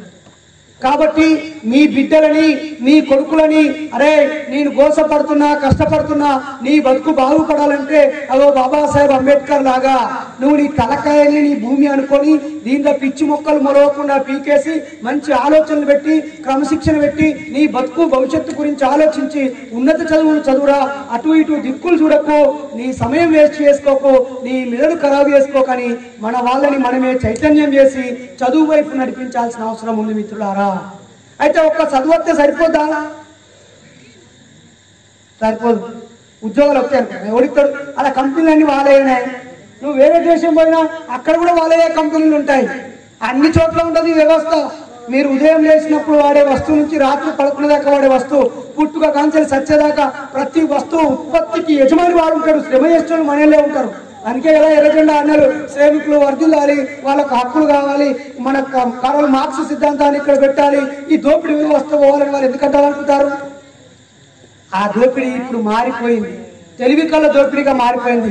మనం ఒకవైపు తెలివి తెచ్చుకోవాలి, మరొక వైపు చదువు తెచ్చుకోవాలి, మరోవైపు మనకు చెడ్డ అలవాట్లు లేకుండా ఆ అలవాట్లను తొలగించుకొని ఒకవైపు క్రమశిక్షణతో ఉండాలి, మరోవైపు ఐకమత్యంగా ఉండాలి. ఈ ఐకమత్యం ఎట్లా వస్తుంది? మనం ఒక్క మాట మీదకి వచ్చినప్పుడు పదే పదే కూర్చుని మాట్లాడుకున్నప్పుడు లోటుపాట్లు చర్చించుకున్నప్పుడు సాధ్యమవుతుంది. అది కూడా మీ ఇక్కడ ఎంత ఐక్యంగా ఉన్నారు అనేది కేవలం మీకు ఎన్ని ఓట్లు వచ్చినాయి అనేది లెక్క. వాళ్ళే ఉందా ఒక 10 పులిబాటలు ఎత్తే వాళ్ళు కుమ్మేయచ్చు, ఇక వీళ్ళకి 2 పింఛన్లు ఇస్తే వీళ్ళు మన కాలకాల పడి ఉంటారు అనేటువంటిది ఉంటుంది. అవును, బాబాసాహెబ్ అంబేద్కర్ ఒక చిన్న ఉదాహరణ చెప్తా మీకు. ఒకసారి ఒక కళ్ళు లేనైనా చుట్టూ గోడ ఉన్నటువంటి ప్రహారీ గోడలు పడిపోయినట్టు అన్న నరసింహన్న పడిపోయి ఏడుతానట. ఇటు పోయినట్టు ఇటు ఒక దెబ్బ తాకింది, మళ్ళీ ఇటు పోయినట్టు ఇటు ఒక దెబ్బ తాకింది, ఇటు పోయింది ఇటు దెబ్బ తాకింది, అటు పోయింది అటు దెబ్బ తాకింది, అన్ని తలకాయలు పడుతున్నాయి. ఏడుస్తున్నాడు, బయటకు పోయే బాట లేదని. అప్పుడు బాబాసాహెబ్ అంబేద్కర్ ఆనందంగా బుక్కులు పట్టుకొని పోతున్నాడు చదవడానికి. అయ్యా నన్ను బయట పంపియవా, మీరెవరో నాకు కళ్ళు కనిపించలేదు అనగానే చేయి పట్టుకొని బాటకాడికి తీసుకుపోయినాట. మరి ఇప్పుడు అంటే తీసుకుపోయినా మళ్ళీ రేపు ఎప్పుడైనా ఇంట్లో పడి మళ్ళీ తప్పిపోతే మళ్ళీ వాళ్ళు తీసుకుపోతారు బయటికి. చేపలు పట్టించుడు కాదు, చేపలు పట్టుడు నేర్పాలి. అన్నం పెట్టుడు కాదు, వండుకోవడం సంపాదించుడు నేర్పియాలని చెప్పి నెల్లగా అరే నాయన నువ్వు ఏదన్నా ఒక దిక్కు పోయి ఈ గోడలు ఇట్లా టచ్ చేసుకుంటా పో, ఏదో కాడ బయటకు పోయే బాట వస్తుంది, మంచి అవతల వేసిపో అని చెప్పి ఉపాయం చెప్పిందట. చెప్పక నేనేం చేసిండు, అరే మంచి ఉపాయం చెప్పిన వాడిని దండం పెట్టి ఇట్లా ఇట్లా అనుకుంటూ పోతుండే కళ్ళు లేని ఆయన. పాపం ఆయన పొద్దుగాల పోయిన పుస్తకాలు చదువుకున్నాడు, సాయంత్రానికి వస్తాడు. వచ్చేటప్పుడు కూడా ఆయన గుర్రా తిరుగుతూనే ఉన్నాడు. ఏమైనా వెళ్ళా నువ్వు బయటికి పోలేదు అని అంబేద్కర్ అడిగింది. అప్పుడు ఎలా నువ్వు అంత తప్పు ఉపాయం చెప్పినావు, నీ ఇట్లా పట్టుకొని పోతుంటే అసలు బాట ఎక్కలేదు, నువ్వు అబద్ధం చెప్పినావు అని అన్నాడు. అరే ఎక్కడ మిస్టేక్ అయింది అని చెప్పి మంచిగా కుర్చీ వేసుకొని కూర్చున్నాడు అంబేద్కర్ గారు. నువ్వు ఓరా నీ సంగతి చూస్తాను. ఈయన లేచి మెల్లగా ఇట్లా ఇట్లా అనుకుంటూ ఒక ఆడికి పోయినాక మెల్లగా ఇట్లా గోపుకొని 2 అడుగులు ముంగట్టుకేసింది. వేసి మళ్ళీ ఇట్లా ఇట్లా ఇట్లా ఇట్లా అని ఒక ఆడికి వచ్చినాక మళ్ళీ కొంచెం గోపుకొని మళ్ళీ 2 అడుగులు లేచి మళ్ళీ ఇట్లా అన్నాడంట. అప్పుడు బాబాసాహెబ్ లేచి ఇట్లా ఆయన నీ మిస్టేక్ ఏమైనా నాకు దొరికింది అని. ఏమైంది? నువ్వు ఇట్లా మొత్తం పట్టుకొని వెతుకురా అంటే మధ్యలో నువ్వు గోపుకుంటా 2 అడుగులు ఎవరేమన్నా నేను బయటికి పోయే బాట వచ్చినప్పుడే నువ్వు గోపుకుంటానవరా బాబు, అదే మన పిచ్చితనము అని చెప్పినాడు. ఈ స్టోరీ నేను మీకు ఎందుకు చెప్పిన అంటే 5 సంవత్సరాలు మనల్ని ఇట్లా పట్టుకొని అంబేద్కర్ పట్టుకొని పూలేని పట్టుకొని మన సంఘాన్ని పట్టుకొని ఉంటారు. ఇక రేపు ఎన్నికలు అనగా గోపుకోవడం మొదలు పెడతారు. ఇక ఎన్నికల ముందట గోపుకోవడంగా నీకు విలువ ఎందుకు వస్తుంది? ఒక ఆయన 1000 కోట్లు కాదు 1,00,000 కోట్లు ఆస్తున్న ఒక జగన్మోహన్ రెడ్డి గారు ఒకవైపు అయ్య చచ్చిపోయి పుట్టడు దుఃఖం ఉండి, భార్య అందంగా ఉండి బిడ్డలున్నా భార్యని ఇచ్చిపెట్టి బిడ్డలను ఇచ్చిపెట్టి కార్లను ఇచ్చిపెట్టి కోట్ల రూపాయల ఆస్తులను ఇచ్చిపెట్టి కాళ్ళకు పొక్కులు వస్తా అంటే నువ్వు నవ్వడం సాధగాకుండా ఇట్లే పెట్టుకుంటా అందరి మూక్కోలని తాను చేసిన వాళ్ళని చేయడం ముద్దు పెట్టుకుంటా ఏండ్లకేళ్ళు ఎందుకు తిరిగింది అసలు? అనే భూమి లేదా, ఆస్తులు లేవా, భారతీయ సిమెంట్ ఫ్యాక్టరీ లేవా, సాక్షి పేపర్ లేదా, సాక్షి టీవీ లేదా, పులివెందుల్లో పెద్ద గుట్టలు లేవా, లేకపోతే ఈ ఐరన్ హోర్స్ లేవా, బెంగళూరులో లోటస్ పాండ్ బంగ్లా లేదా? ఏం లేదు. ఆయనకి సాయం చేయాలని కూడా ఓ పెద్ద హాస్పిటల్ కట్టించి 1000 మందికి ఉచిత గుండె ఆపరేషన్ చేయాలా? వేలాది కోట్ల ఆస్తి ఉన్న ఆయన ఎందుకో అందమైన భార్య విడిచిపెట్టి చచ్చిపోయిన వాళ్ళు అయ్యే బాధని పక్కన పెట్టి ఎందుకు తిరిగిండు? రాజ్యాధికారం మిత్రులారా. కాంచీరామ్ ఎందుకు తిరిగిండు? అసలు పెళ్లి చేసుకోకుండా వాళ్ళ ఉత్తరం రాసిన అయ్యకు, ఇగో నేను ఈ సమాజం కోసం ఈ సమాజానికి రాజ్యాధికారం ఇవ్వడం కోసం పోతున్నా, ఇక నేను మళ్ళా మన ఇంటికి రాను అని రాసిండు. ఆఖరికి వాళ్ళు అవే చచ్చిపోయినాడు కూడా వేరే కాడ మీటింగ్ ఉంటే, అరే చచ్చిపోయారు బై, ఆడ మీరు బొందబెట్టుర్రి కాలబెట్టుర్రి, మీ పని మీరు చేయిర్రి, నేను ఆడికి వచ్చి చేసేదేమున్నది, ఇక్కడ నా సమాజాన్ని మేల్కొల్పాలని చెప్పింది.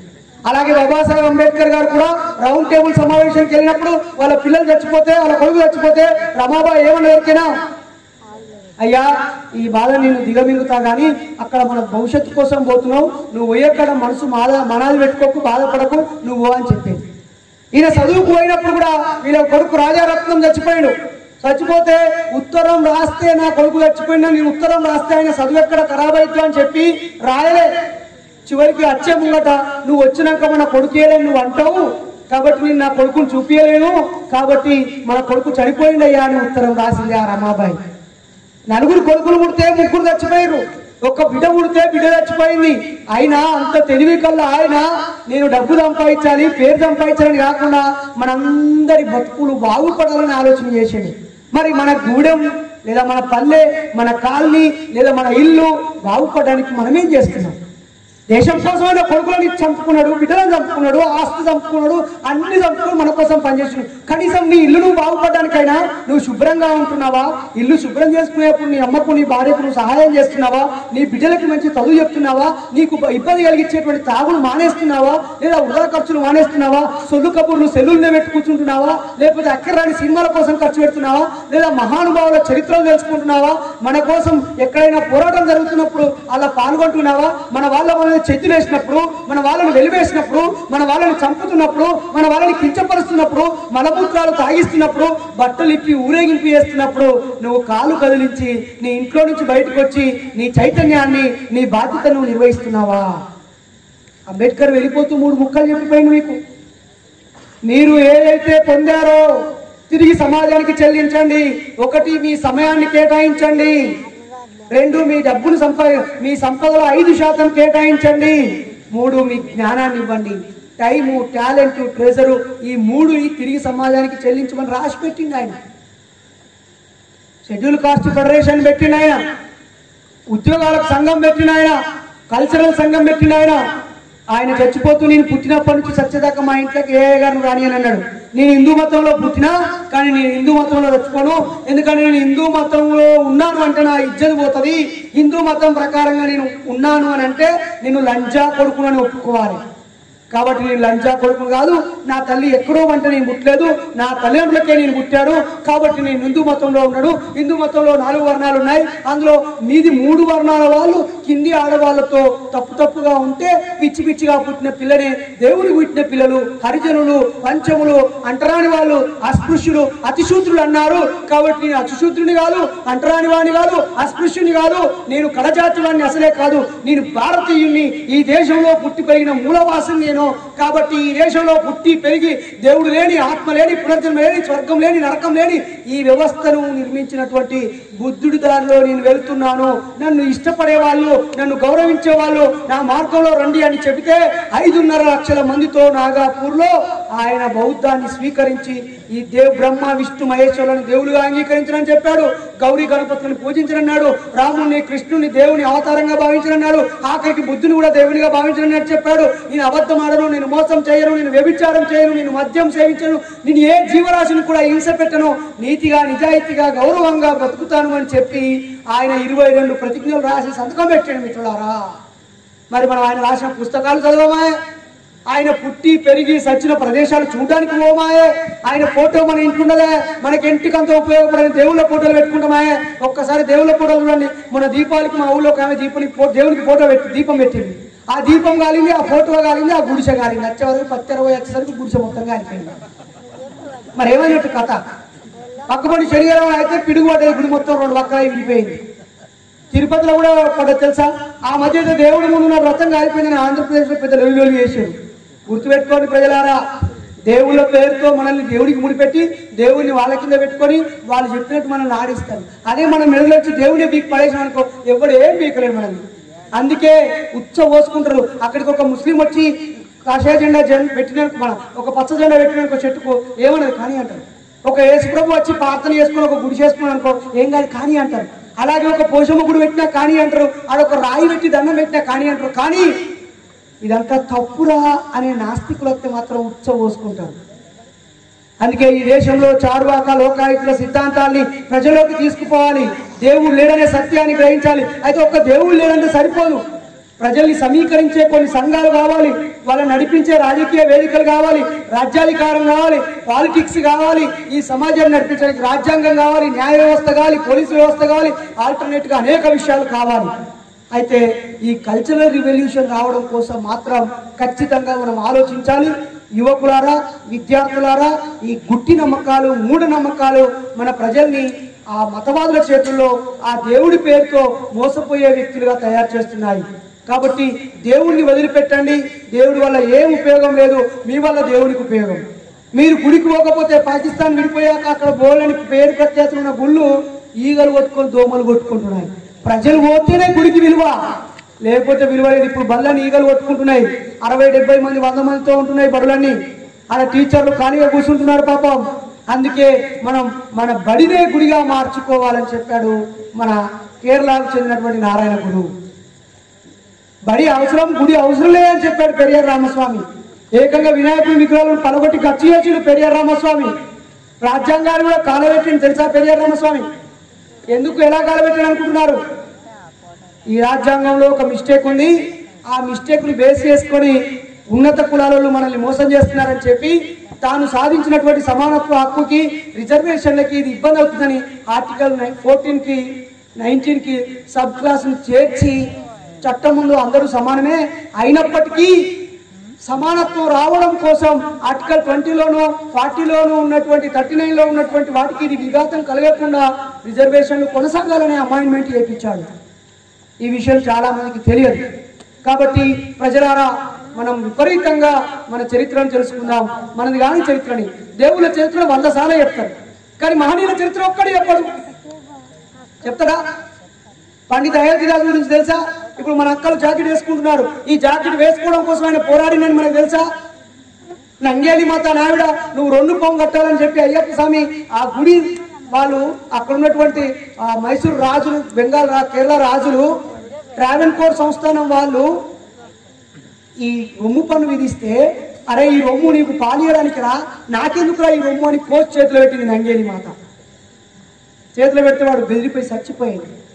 ఈరోజు బట్టలు వేసుకునే అవకాశం వచ్చిందన్నా, వాక్ స్వాతంత్ర్యం వచ్చిందన్నా, మాట్లాడుతున్నామన్నా, ఓట్లేస్తున్నామన్నా, ఈ మాత్రం గౌరవంగా బతుకుతున్నామన్నా ఎంతో మంది మహానుభావుల త్యాగాలు కారణము. కాబట్టి మనం బాబాసాహెబ్ దగ్గరనే ఆగిపోవద్దు, ఆయన గురువైన బుద్ధుడి దగ్గరికి వెళ్ళాలి, అలాగే మహాత్మా జ్యోతిరావు పూలే దగ్గరికి వెళ్ళాలి, కబీర్ దాస్ దగ్గరికి వెళ్ళాలి, అలాగే సైమల్టేనియస్ గా ఆల్టర్నేట్ కల్చర్ ఇచ్చినటువంటి పెరియార్ రామస్వామి దగ్గరికి వెళ్ళాలి. వాళ్ళందరి చరిత్రల్ని మనం తప్పనిసరిగా తెలుసుకోవాలి, మన బిడ్డలకి తెలియజెప్పాలి. మనం మరింత ఐక్యంగా చైతన్యంగా ఉండాలి. మరీ ముఖ్యంగా ఈరోజు చక్కటి కార్యక్రమాన్ని 4 రోజులు అటు ఇటు అయినా ఆయన పండుగని ఉత్సవంగా జరిపారు. నెక్స్ట్ ఉత్సవానికి ఇది నాకు ఉత్సవం అనిపించలేదు, ఓపెన్గా చెప్తున్నాను ఆస్తికుని. ఈడ ఆటల పోటీ లేవి, పాటల పోటీ లేవి, డ్యాన్స్ లేవి, మ్యూజిక్ ఏది, ఎగిరి దిరికిన ఎంజాయ్ ఏది, కలిసి తిన్న తిండేది, బహుమతులేవి, మంచి మంచి బట్టలు కట్టుకొని వచ్చి కూర్చున్న సందర్భం ఏది? ఒక్కసారి చూడండి మీ ముఖాలు మీరు. ఇది పండుగనా అన్న? నేను ఏదో ప్రేమగా పెంచుకుంటే ఇట్లా అంటాను అనకూరి. పండుగలు ఎక్కడ జరుపుకుని అరబోళ్ళని పూలేసారు, అవన్నీ రేపు పొద్దుగా వాడిపోతాయి. వాటికి 500 ఖర్చు కావచ్చు. ఉత్తగానే ఇంట్లో ఉన్న పూలను పట్టుకొచ్చి కాలకాడ పెట్టి ఏ అక్క వచ్చి ఇంటికాంచెలు దీపం పట్టుకొని వచ్చి దండ పట్టుకొని వచ్చి ఇక్కడ వేయాలి. రేపు రాముని యాత్ర పెడుతున్నావు, శివుని యాత్ర పెడుతున్నావు, వినాయకుని బొమ్మను పెడితే వచ్చి ఇంటికల్ దీపం పట్టుకొచ్చి నీళ్ళు పోసి కొబ్బరికాయ కొడుతున్నాడు. వాడు చూసినావా? ఒక సిస్టాన్ని డెవలప్ చేసి పెట్టిండు. మొన్న నేను పరకాల ఊరికి వెళ్ళిన, అంబేద్కర్ విగ్రహం ఆవిష్కరిస్తున్నారు 12వ తేదీన, ఏప్రిల్ 12వ తేదీన జ్యోతిరావు పూలే పుట్టినరోజు నాడే 11వ తేదీన వాళ్ళు అంబేద్కర్ విగ్రహాన్ని ఆవిష్కరిస్తున్నారు. ఇంటింటికి వీధికి మామిడి తోరణాలతో అలంకరించుకొని, పూలతో అలంకరించుకొని, వెల్కమ్ అని పెట్టుకొని, ఇంటికి కూడా ముగ్గులు వేసుకొని అందరూ మంచి కలర్ఫుల్ బట్టలు వేసుకొని వచ్చాడు ఉన్నారు. పండగలకి వేయండి. పండుగ పోతే ఏమిటో కూడా వస్తారు, మైక్ పట్టుకుంటారు, గంటలు చంపుతారు, అందరూ తలవాళ్ళు మైక్ అనుకొని చదువుకుంటారు, పాట పాడతారు, మాట్లాడతారు. ఇక మనం బడబై ఎత్తుకుని కూర్చోవాలి అనుకుంటున్నాం. కుదురుకుంటారు, సక్కట్టు కొట్టాలి, అయిపోయింది వెళ్ళిపోరండి, ఇంటికి పోవాలి, అదో పండుగన ఏదో పొరగాలు వాళ్ళ కోసం దొరుకుతారు అన్నట్టుగా ఫీలింగ్ ఉంటాను. అందుకే వాళ్ళకు అక్కర్రాని ముగ్గుల పోటీ అక్కర్రాందే, అయినా ఓ పోటీ పెట్టండి, డప్పుల పోటీ పెట్టండి, పిల్లలకు డ్యాన్స్ల పోటీ పెట్టండి, రాజ్యాంగం మీద క్విజ్ పోటీ పెట్టండి, బాబాసాహెబ్ జీవిత చరిత్ర మీద పోటీ పెట్టండి, ఉపన్యాస పోటీ పెట్టండి, వ్యాసరచన పోటీ పెట్టండి, ఈ స్కూల్లో పనిచేసే అంగన్వాడీ టీచర్లను సన్మానించండి, గవర్నమెంట్ స్కూల్లో పనిచేసే టీచర్లను సన్మానించండి, ఇక్కడ ఉన్న ఆర్ఎంపీ డాక్టర్లను సన్మానించండి, పాత సర్పంచ్ ఉప సర్పంచ్ కార్యవర్గాన్ని సన్మానించండి, ఎంపీటీస్ జెడ్పీటీసీలను సన్మానించండి. పండుగ అంటే పండుగ లేక జరగాలిగా. ఈ ఊరు నుంచి గవర్నమెంట్ నౌకరు పొందిన అందరికి ఈ రోజు వినిపించండి, ఇదైతే ఆదివారమే పెట్టియండి. రాకపోతే బిడ్డ ఈ ఊరికి నీకు సంబంధం లేదు రానుర్రి, అయితే వాడికి వాడు వచ్చినట్టు చేసిర్రి. అలాగే డిగ్రీ పాస్ అయిన ఆడపిల్లలందరినీ సన్మానం చేయండి. ఈ పోయిన పుట్టినరోజు నుంచి ఈ పుట్టినరోజు మధ్యలో నౌకరు ఎవరు కొట్టిన వాళ్ళ ఫ్లెక్సీలు పెట్టండి.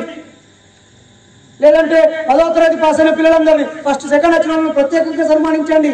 పాస్ అయిన వాళ్ళందరూ ఈ ఊరు నుంచి 10వ తరగతి పాస్ అయిన వాళ్ళందరూ ఈ ఇయర్ ఎవరెవరు పాస్ అయ్యారో వాళ్ళందరికీ మెడలో కాండువా వేసి, లేకపోతే బాబాసాహెబ్ పుస్తకం ఇచ్చి, అరే నువ్వు పీజీ పిహెచ్డీ దాకా పోరా, వచ్చే సంవత్సరం ఇంటర్ ఫస్ట్ ఇయర్ అయి మళ్ళీ సెలవు తీసుకోవాలా, రేపు నిన్న అయిపోయి మళ్ళీ డిగ్రీ అయిపోయి తీసుకోవాలని చెప్పండి. వాడికి ఎప్పటికీ సరే నీ లాస్ట్ ఇయర్ సెలవు కప్పుకున్నా, ఈ ఇయర్ డిగ్రీ పూర్తి చేసి మళ్ళీ సెలవు కప్పుకోవాలని సోయి అని కలిపియండి.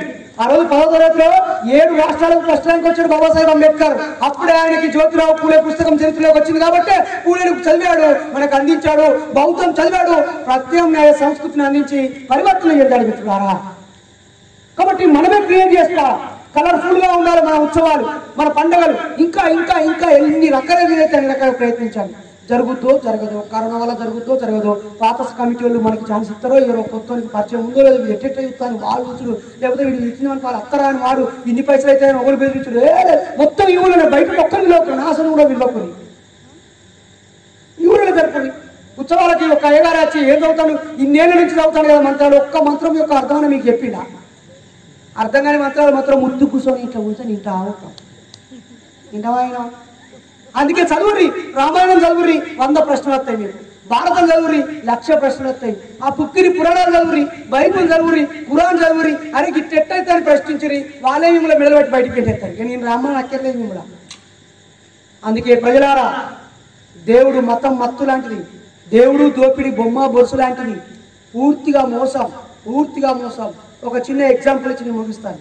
ఒక ఆయన 2 కొడుకులను తీసుకొని గుడికి పోయిందట. ఏడికి పోయినాడా గుడికి పోయినాక ఆ ఇద్దరు కొడుకులు తక్కువ భయపడి డాడీ భయం అవుతుంది అన్నాడట. ఏంద్రా భయపడుతున్నావు? డాడీ అక్కడ సింహం ఉంది డాడీ, అక్కడ పులి ఉంది డాడీ అన్నాడు. ఏడరా గుడి ముంగట సింహం బొమ్మలు పులి బొమ్మలు ఉంటాయి కదా, అవి చూసుకొని వీళ్ళు వణుకుతాడు. చెప్ కొడక ఏం భయపడకురా, అవి ఉట్టి రాలేరా, దాన్ని చూసి నువ్వు పులి అనుకుంటారా, పిచ్చిపోరా అని ఒకటి ఉచ్చుకొని మెల్లగా గుళ్ళకి తీసుకొని పోయినట. గుళ్ళకి తీసుకొని పోయి ఈయన దండం పెడుతున్నాడు దేవుడు. అప్పుడు ఈ పొలగాలు ఏమన్నాడట, ఏంది డాడీ బయటనేమో అది ఉట్టి బొమ్మ పిచ్చి బొమ్మ అన్నావు, ఈడ నువ్వు ఉట్టి బొమ్మకు పిచ్చి బొమ్మకి ఎందుకు దండం పెడతావు అన్నాడు. అది ఉత్తరాయ ఇది ఉత్తరాయ కదా డాడీ, దానికి దీనికి తేడా ఏంటి అని వాడుకోండి అడిగినాడు. అయినాక వీడికి బిస్కెట్ అయిందట. అవుతుంది కదా. ఇంకోటి చెప్తారు ఇప్పుడు. ఇక నెక్స్ట్ మళ్ళీ ఏదో ఈ చుట్టుపక్కల ఉన్న నదులలో దేనికోవడానికి పుష్కరాలు వస్తాయి. పుష్కరాలు వస్తుంటే 12 ఏళ్ళకి ఒకసారి మునిగి లేపుతారు. అక్క 12 ఏళ్ళకి ఒకసారి మునిగి లేపితే నీ పాపాలు పోతే మరి చేపలు పట్టే తెలుగోళ్ళు ముదిరాజోళ్ళు రోజు మునుగుతారు కదా, మరి వాళ్ళ పాపాలు పోతలేవు, వాళ్ళ కష్టాలు తీర్తలేవు కదా అక్క. ఇక నువ్వు ఒక్కసారి గుడికి పోయి చెప్తేనే దేవుడు నీకు అన్ని ఇస్తాడు అనుకుంటే అడక తినేటోళ్ళు మెట్టుకు రోజు పోయి అడక తింటారు కదా, వాళ్ళు దేవుడి కోసం చూస్తలేరు. ఎవరైనా ప్రజలు ఎత్తారా 10 రూపాయలు ఎత్తారా అని ఎదురు చూస్తారు, నీ కోసం ఎదురు చూస్తారు, దేవుడి కోసం ఎదురు చూస్తలేరు. అయ్యగారులు కూడా మంత్రి వచ్చినప్పుడు ఎమ్మెల్యే వచ్చినప్పుడు ఒక లెటర్ ఇస్తారు, మా జీతం పెంచుర్రి, పలానా కాలం నీళ్ళ టైం కట్టుర్రి, మన నీళ్లు బోర్ ఎండిపోతాను ఇంకో బోర్ వేయరు అని. మరి నువ్వు ఎప్పటికీ దేవుని ఎంబడి ప్రజల కష్టాలు దేవునికి చెప్పి నువ్వు తీరుతా అంటావు, మరి నీ కష్టాలేమో మన రాజకీయ నాయకులు చెప్పుకున్నా ఎందుకు? మనకు కామన్ సెన్స్ ఉంటే ఈ దేవుళ్ళన్నీ ఎప్పుడో చెత్త కుప్పలు పడతాయి. మనకు కామన్ సెన్స్ లేక దేవుళ్ళని మొక్కితే చదువు రాదు, కష్టాలు తీరవు, మనమే కష్టపడి పనిచేయాలి, సంఘ సంస్కరణ వైపు అడుగులు వేయాలి, ఈ అజ్ఞానాన్ని మూఢనమ్మకాల్ని పూర్తిగా వదిలివేయాలని ఈ సందర్భంగా మిమ్మల్ని కోరుతూ, బాబాసాహెబ్ అంబేద్కర్ అనేది ఒక పెద్ద సముద్రం. ఆయన త్యాగం, ఆయన ఇప్పుడున్నటువంటి రూపాయి నోట్లు ముద్రించడానికి కారణం, ఆయన బ్యాంకులు నడవడానికి కారణమైన, న్యాయ వ్యవస్థ నడవడానికి కారణమైన, కార్మిక సంఘాలు పెట్టడానికి కారణమైన, కార్మిక హక్కులకి కారణమైన, ఆడపిల్లల హక్కులకి కారణమైన, విడాకులు తీసుకోవాలన్న ఆయన ఆస్తి హక్కు భూమిని పంచింది మొట్టమొదటిసారిగా Babasaheb Ambedkar Republican party of India తరఫున. ఈ భూమి ఒక్కని చేతులు ఉంటే అది కోట్ల విలువ అయితే వాడు ధనవంతుడు అవుతాడు, వీడు పేదోడు అవుతాడని చెప్పి భూమి మొత్తం ప్రభుత్వం చేతిలో ఉండాలని చెప్పింది బాబాసాహెబ్ అంబేద్కర్. ఆయన ఎప్పుడు అరెస్టు కాలేదు, తన్నులు తినలేదు, దెబ్బలు తినలేదు. ఆయన రాజ్యాంగం రాయకముందే రాజ్యాంగబద్ధ పరిపాలనను అందించాడు ఈ దేశానికి. ఆయన మేధావిగా ఉన్నాడు. ఒక రోజులో 11 గంటల నుంచి 18 గంటల పుస్తకాలు చదివేటోడు, భార్యను చాలా గొప్పగా చూసుకునేటోడు. ఆయన్ని ఒక ఇంగ్లీష్ అమ్మాయి వచ్చి మీరు మాతో రాత్రి ఉంటారా, మాతో తింటారా అంటే నాకు అంత టైం లేదమ్మా, నేను నచ్చిన పని చేసుకొని అని చెప్పి ఆయన వెళ్ళగొట్టింది ఆయన. ఓకేనా? కాబట్టి బాబాసాహెబ్ అంబేద్కర్ పుట్టినరోజు అంటే ఆయన చరిత్రను తెలుసుకోవాలి, ఆయన రచనలు తెలుసుకోవాలి, ఆయన పోరాటాలు తెలుసుకోవాలి, ఆయన మిగిలిచ్చిన పనిని మనం పూర్తి చేయాలి, మన సమయాన్ని, జ్ఞానాన్ని, డబ్బుని వెనక్కి ఇవ్వాలి, అందరం ఏకం కావాలి, లోపాలు ఉంటే మాట్లాడుకొని, తిట్టుకొని, కొట్టుకొని ఇక్కడే ఉండాలి, బయటకు వచ్చేటప్పుడు ఒక్కటిగా బయటికి రావాలని సందర్భంగా కోరుతూ, మరి ఇక్కడ ఎంతో మంది గౌలు, గాయకులు, రచయితలు ఉండడం అభినందనీయం.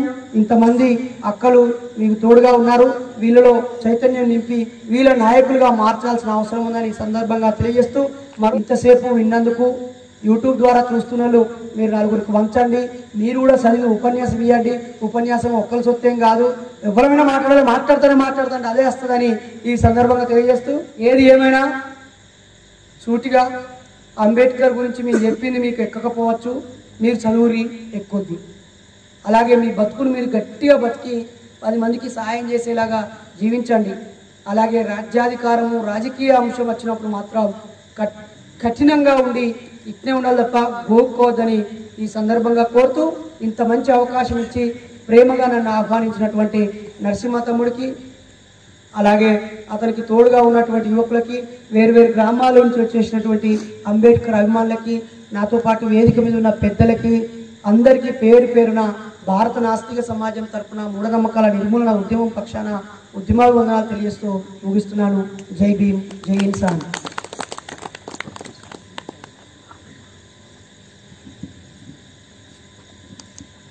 దయచేసి నన్ను మన్నించాలి ప్లీజ్ అన్న. అందరూ పోరాడదాం వ్యతిరేకంగా. ఇది నేను కోరుకుంటున్న సమాజం, ఇది నేను కావాలనుకున్న సమాజం, ఇది మనందరం కలిసి గట్టిగా బ్రతికి అనుభవించాలనుకున్న ప్రపంచం. ఇప్పుడు అర్థమవుతుందా విద్య అందరికీ ఎంత ఇంపార్టెంట్? విద్య అంటే నాకు గుర్తొచ్చింది ఒకటే, మన దేశ మహిళా లోకానికి మొట్టమొదటగా విద్యను అందించిన ఏకైక స్థానిక భారతీయ జంట జ్యోతిరావు పూలే మరియు సావిత్రిబాయి తల్లి. అబద్ధ ప్రపంచానికి వ్యతిరేకంగా. అందుకు మనం నిజమేంటో తెలుసుకోవాలి, నిజంలో బ్రతకాలి, అశాస్త్రీయాన్ని వదిలేయాలి, శాస్త్రీయంగా బ్రతకాలి. కాబట్టి అందరూ చదవాలి. అన్న మీకు థ్యాంక్ యూ అన్న, థ్యాంక్ యూ వెరీ మచ్. మాకు చక్కటి సమాధానాన్ని అందించి మేము ఎటువైపు వెళ్ళాలో మీరు సూచించినందుకు.